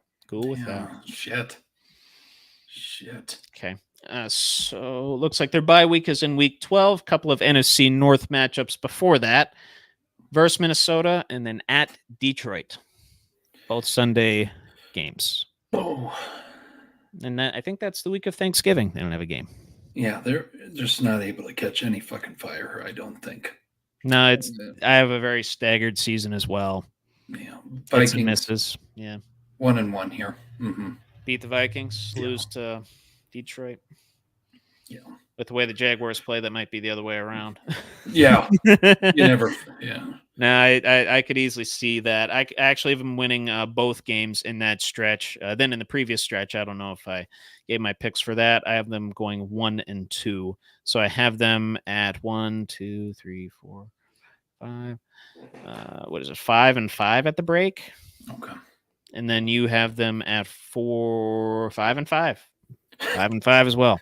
This is not fucking scripted. We have to say it. We have to say it every fucking week. This is live. I fill mine out the night before, and then I come on here and Drew Billy picks his shit.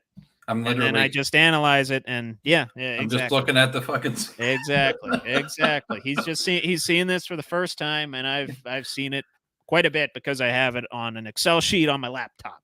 Yeah. But anyway. Yep. In the 3 weeks following their bye, more divisional games followed by a very tough Jets matchup.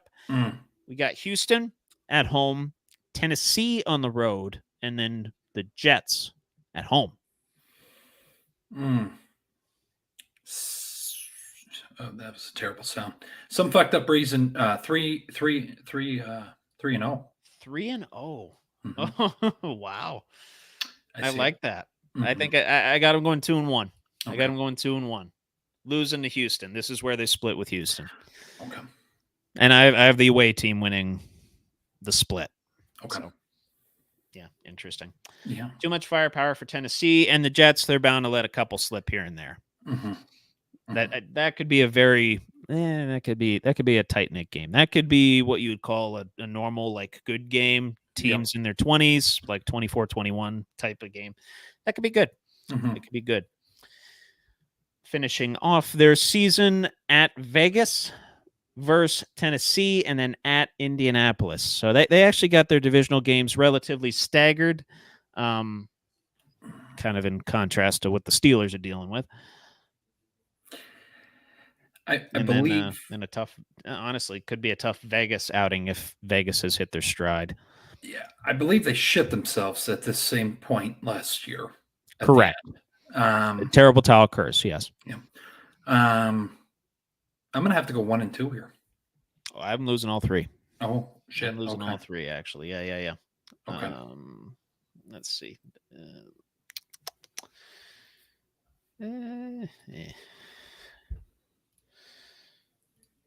Said you had them going 1-2. Mm-hmm. 1-2. Okay. Let me see. Let me mark that off. Okay. So you got them at 1, 2, 3, 4, 5, 6, 7, 8, 9, and 8. Yeah.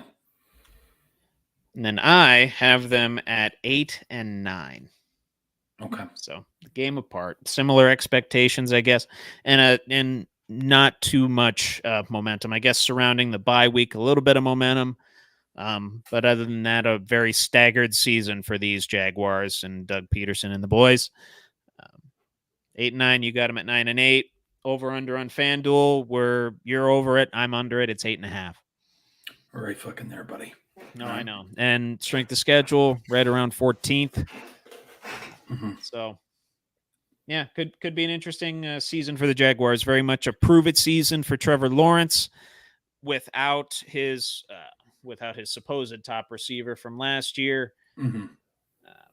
but still with Etienne, still with Christian Kirk, still with Evan Ingram. They still get a pretty good unit right there. I like that Etienne a lot. I like that Etienne a lot, and I hope Etienne is at least a 93 in Madden. I hope That'd be good.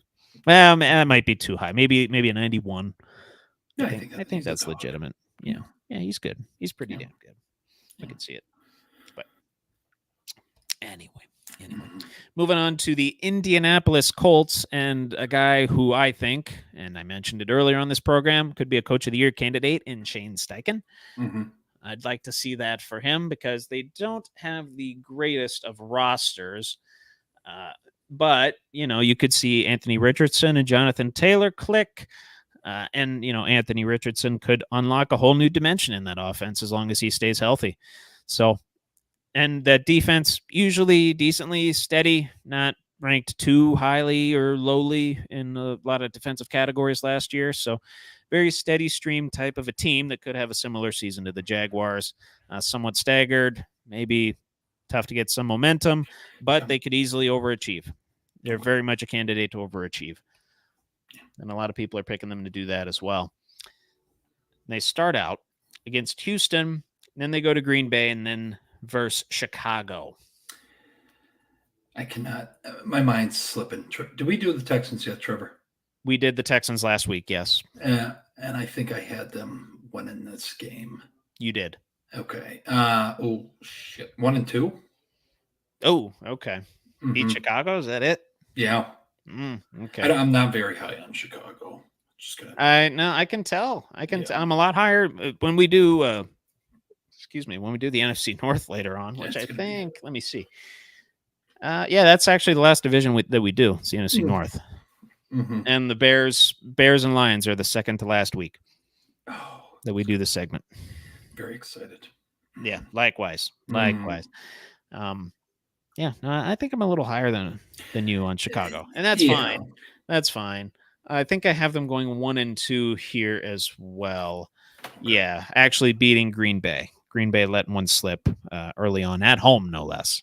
Right. This is one of those games where Indianapolis overachieves. Yeah. In my estimation. And then the talk is, is Anthony Richardson better than Jordan Love? Because, you got to have some storylines early on in the season. So there's one of them. Then in the following 3 weeks, you got versus Pittsburgh. We saw what happened last season. Yep. At Jacksonville, then at Tennessee. A couple divisional games in there, all 1:00 games. As a matter of fact, Colts only have one primetime game this season. That's week 11 against the New York Jets. They're on a Sunday night game. So other than that, okay, they don't play on any other day than Sunday. Damn. Okay. Which is kind of amazing. Yeah. Don't even have a Thursday nighter, it looks like. Nope. No Thursday nighter. other than in the preseason, which, And I got to start writing this shit down. Did I have the Jakes? you had the Jags winning that game. This game here. Okay. Fuck. Well, sorry, boys. 1-2. 1-2. They beat Tennessee, probably. Yep. Mhm. Yeah. You're not picking them to beat the Steelers. I think I get some pain in my chest if I did this. It's Okay. very tough. Very tough. Well, it's kind of why I picked the Steelers to lose this game. Oh, Mike Tomlin, early choke job. oh, shit. It's gonna happen in one I game. know. It's It's gonna happen. I know. They're not gonna go. Well, how long is it 17-0. before their bye? Their bye's in week 9. They're not gonna go 8-0. Spoiler: they're not gonna go 8-0. No. And if they don't lose to Indianapolis, they could easily lose to the Jets or Dallas. God, I want them to punch him in the mouth.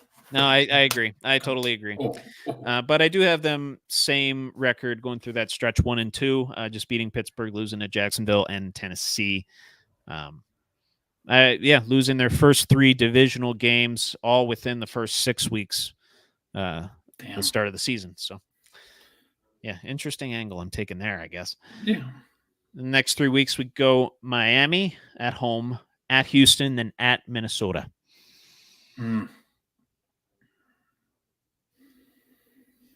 Fuck. 2-1. 2-1. I have them going 2-1 as well. Who beats them, you think? I'm going to say the Dolphins. I have the same thing. Yeah. I have the same thing. Dolphins haven't hit November and December yet, so they'll be fine. Yeah. We're right on the brink. Yeah. We're Plus, right they're gonna no team's gonna go undefeated in that division. Not No. even the Texans. No. And I think they let one slip there. Mm-hmm. I think I have Houston going 4-2 in the division. I want to say losing to. Let me see here. Yeah, I think 4-2. I have them going 4-2 in that division. Mm-hmm. Anyway,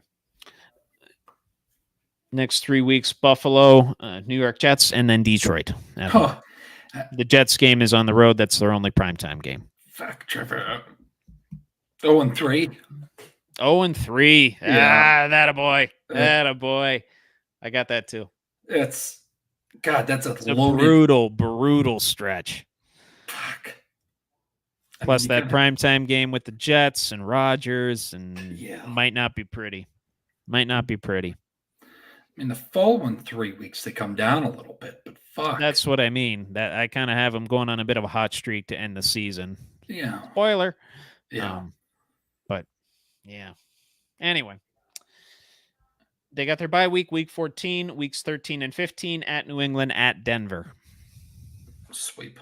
Yeah. Sweep that as well. Mm-hmm. Okay. Yeah.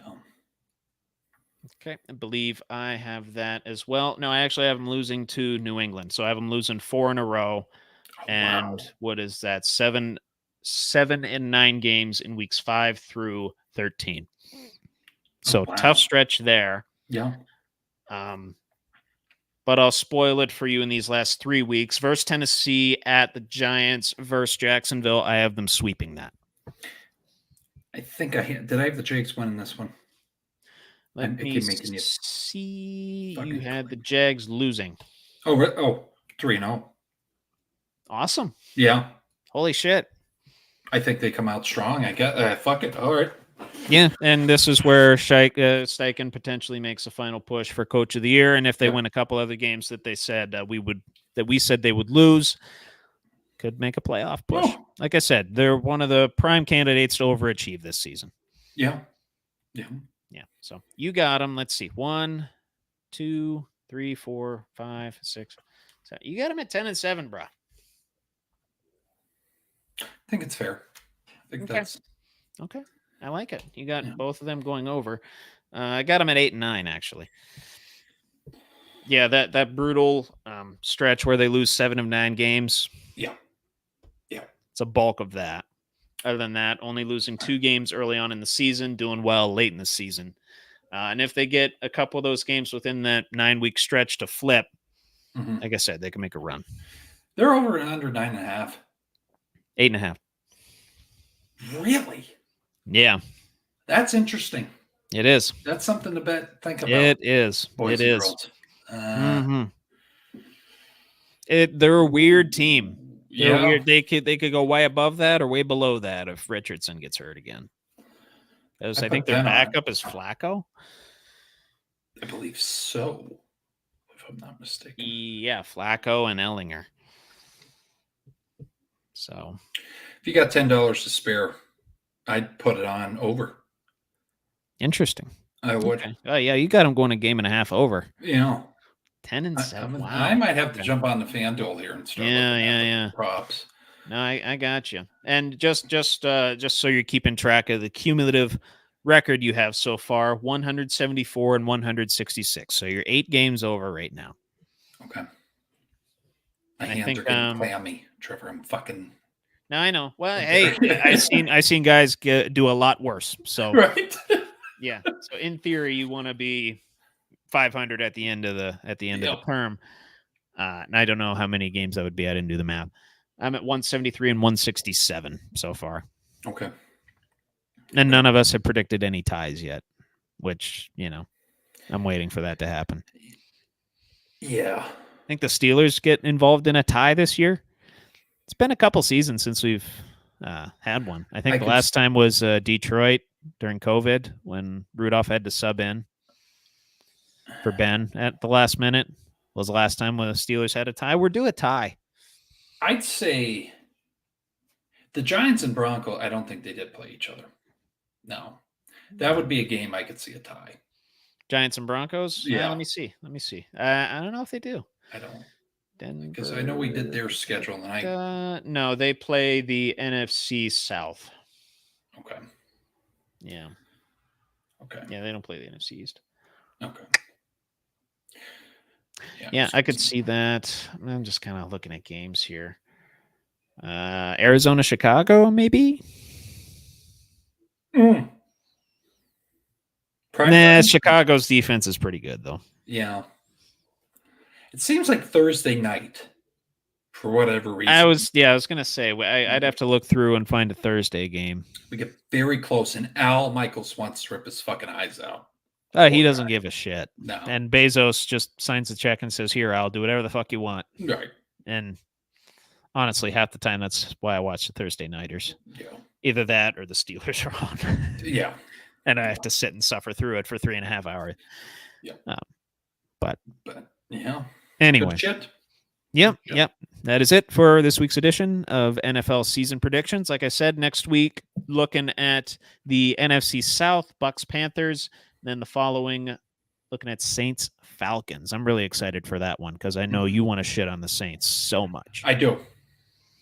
Terrible coach. Yeah. And terrible. We talked about Baker Mayfield today, so hey. Bucks next week. Yes, sir. Dig it. So debate time. Yeah, this is going to be. It's going to be. Get the sequence right here. It's going to be an interesting.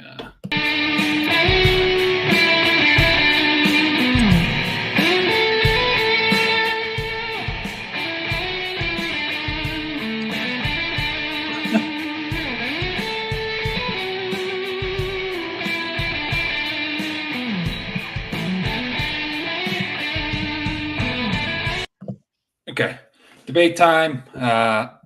Very interesting topics here for you beautiful people out there. Trevor, I think the first question could make you feel some type of way. Would you rather get tackled by James Harrison or the field?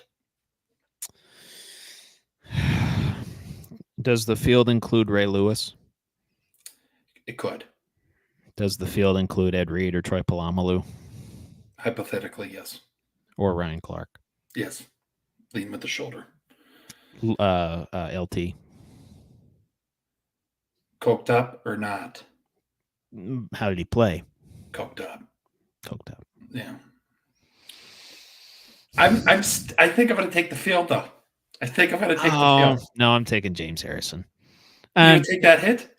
He's strong as an ox, but wasn't terribly quick. So I feel like no. describe the situation for me. He's just coming at you and you're going to get leveled, or are you like running in a normal football motion and you're going to get tackled? Very good point. You're running. Let's say you're running. Because Okay, I'm taking Harrison. Then. I'm taking Harrison then.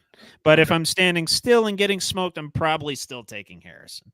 Okay. But it's less of a margin between him and probably Ray Lewis. I don't know what brand it was for, or what company or whatever, but that one when he's in the guy's fucking kitchen, the guy runs out in the yard and fucking Harrison just comes out of nowhere and fucking spears him, takes him to the ground. That was the that's the reason. That was the thought process. Yeah. I'm actually going to look up that ad because I didn't want to. Just you look at the form, Trevor. That's why I'm like, the form was great, and I know what you're talking about too. No, I don't think it was. Oh yeah, it was FanDuel. It was FanDuel. Okay, yeah, I think so. They're closer to the game campaign. Yeah, where he's like stalking the guy, stalking the guy in his living room. He's just like lurking behind his couch. Yeah, and he swims the couch, and yeah. It's a good one. I'll have to watch that once we're done here. It's very good. Very entertaining television. Yeah. But yes, Harrison. You're taking Harrison. Okay. Would you rather take speed or IQ in sports? Very big topic. Ooh.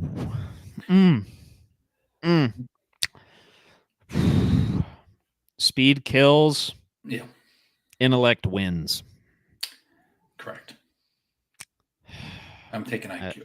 I love both. I love both in my sports. If you can combine the two, that's mega. Yes. Generally IQ. Okay. Generally IQ. I'd go with you on that. Speed. You can be as fast as Usain Bolt, but if you don't know what the hell you're doing or where the hell you're going, it's not worth a whole heck of a lot. I think of Lima Sweet. Yes, Darius Hayward-Bay. Had the speed, just couldn't catch the fucking ball. Sammy Coates. Yeah. Yep.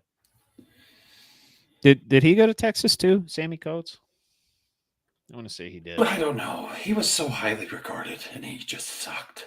I know, man. I know. Let's see. Oh, Auburn. Sammy Coates is an Auburn guy. Okay. Yeah, technically still a free agent. I don't know who wants him. Shut the phone off, Sammy. It's not happening.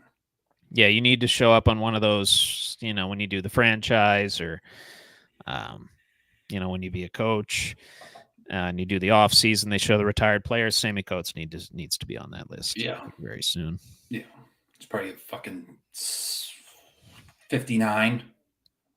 No, he's not that old. No, 59 in Madden. Oh, like a rating. Yeah. Yeah. Yeah, I could see it. I mean, he still made it. I could see it. Third round pick. So it's like, you kind of, whatever. Take a flight risk with your third round picks sometimes. I'm looking at my fucking grammar here. I apologize. Pure score. Yeah, real good. No, I know. Real good there. Who's the greatest pure scorer in the NBA history, Trevor? Ooh. Very highly debated. We even talked about this last night. I'm not going to say his name, but me and Trevor's say acquaintance in a party said Steph Curry. I strongly disagree. I think shooter. Yes. Not score. Yeah, as much as I despise the character of this man, and I think he made one of the biggest bitch moves in NBA history, going to the Warriors after blowing a 3-1 lead in the conference finals to that same Warriors team, might have to be Slim Reaper. I would have to agree with you on that. KD. I would have to agree. If we're to him it's effortless, and he's like 6'11" and can shoot. A lot of teams saying the same things that they were saying about Wembanyama. Yeah. Oh, he's too tall. He doesn't have enough muscle. Look at what Wembanyama's doing. Yeah. I mean, he could become KD. I can easily see that happening. Yeah. But in terms of just like effortless scoring ability, the most natural that I've seen is prime Kevin Durant. Yeah, I agree with you on that. Colby did pop Michael, but yeah, Michael played some defenses though. Yeah, he played some defenses though. Right. So yeah, I think this is the next two are going to be highly debated. Guaranteed. Yes. Who are you taking? And this is prime. These are both in their prime. Okay. I don't think it matters if they are in their prime, because if they fucking show up somewhere, Trevor, ladies show their boobs and kids scream. It's a hell of a time. Yeah, it's a good time. You probably can't show the boobs anymore, but right. family friendly show. They're not chanting "you suck" when they come out. Not anymore. They're doing it to Chad Gable. They're not doing it to these two particular gentlemen that you're going to bring up. Yes. Okay. The Rock or John Cena in a one-on-one match in their prime. Yeah. Boy, big match, John versus the most electrifying man in all of entertainment. Both megastars in Hollywood now, too. Mm-hmm. Both two of the most successful men on planet Earth at what they do. Right. And I know some motherfucker out there is going to say, well, what's the script say? Okay. Off the script. No, I know. I know. No, I know. I understand. Let's go kayfabe here. Okay. Let's go back to kayfabe, or if you're playing WWE 2K, 2K24. I know you like that game, and I know a few others that we play with like that game. Playing the shit out of it. Yes. That's good. I never got it because I knew I was going to be playing the shit out of college football, and I didn't want to burn out before the 11-year wait came to an end. Right.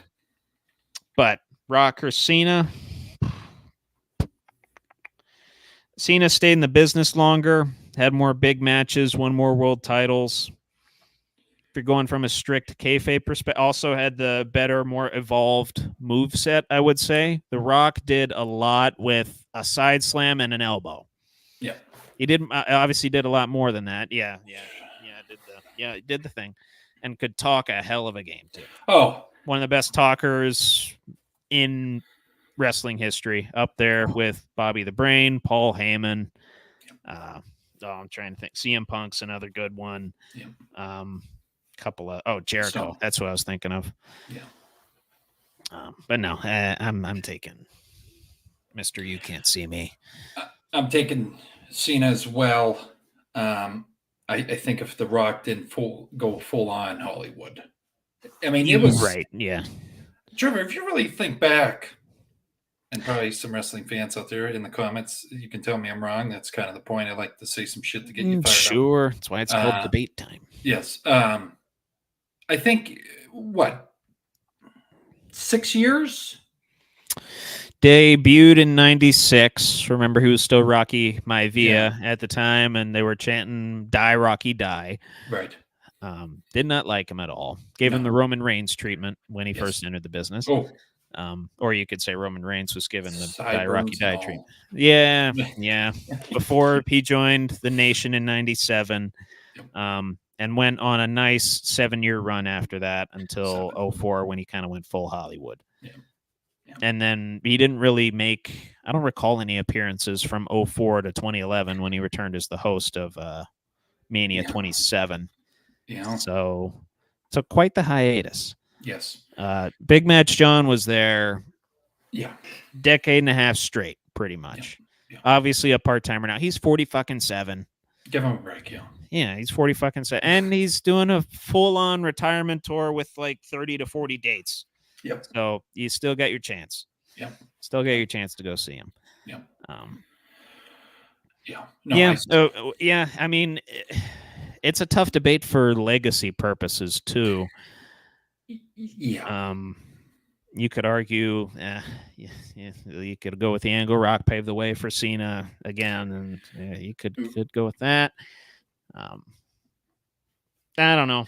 If you're talking match and everyone in the world thinks that this shit's still real, probably Big Match John. And the way, he had the endurance of, I don't even know, what's an animal with high endurance?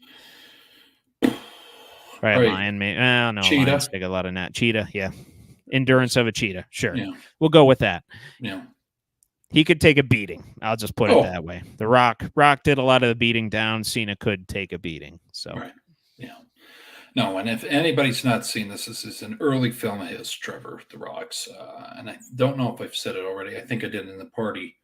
Yes. Walking Tall, one of my Good one. favorite movies. Good one. Love it. Can't get enough of it. When it's on, I shut the fuck everything else down and I watch. It's a good one. Last debate question of the night. And I think it's very critical that we have it. Would you rather eat Moe's or Chipotle? And I went very critical here. Very analytical. As did I. With the As food. did I. As did I. I tell you, if it really depends if you want chips or not.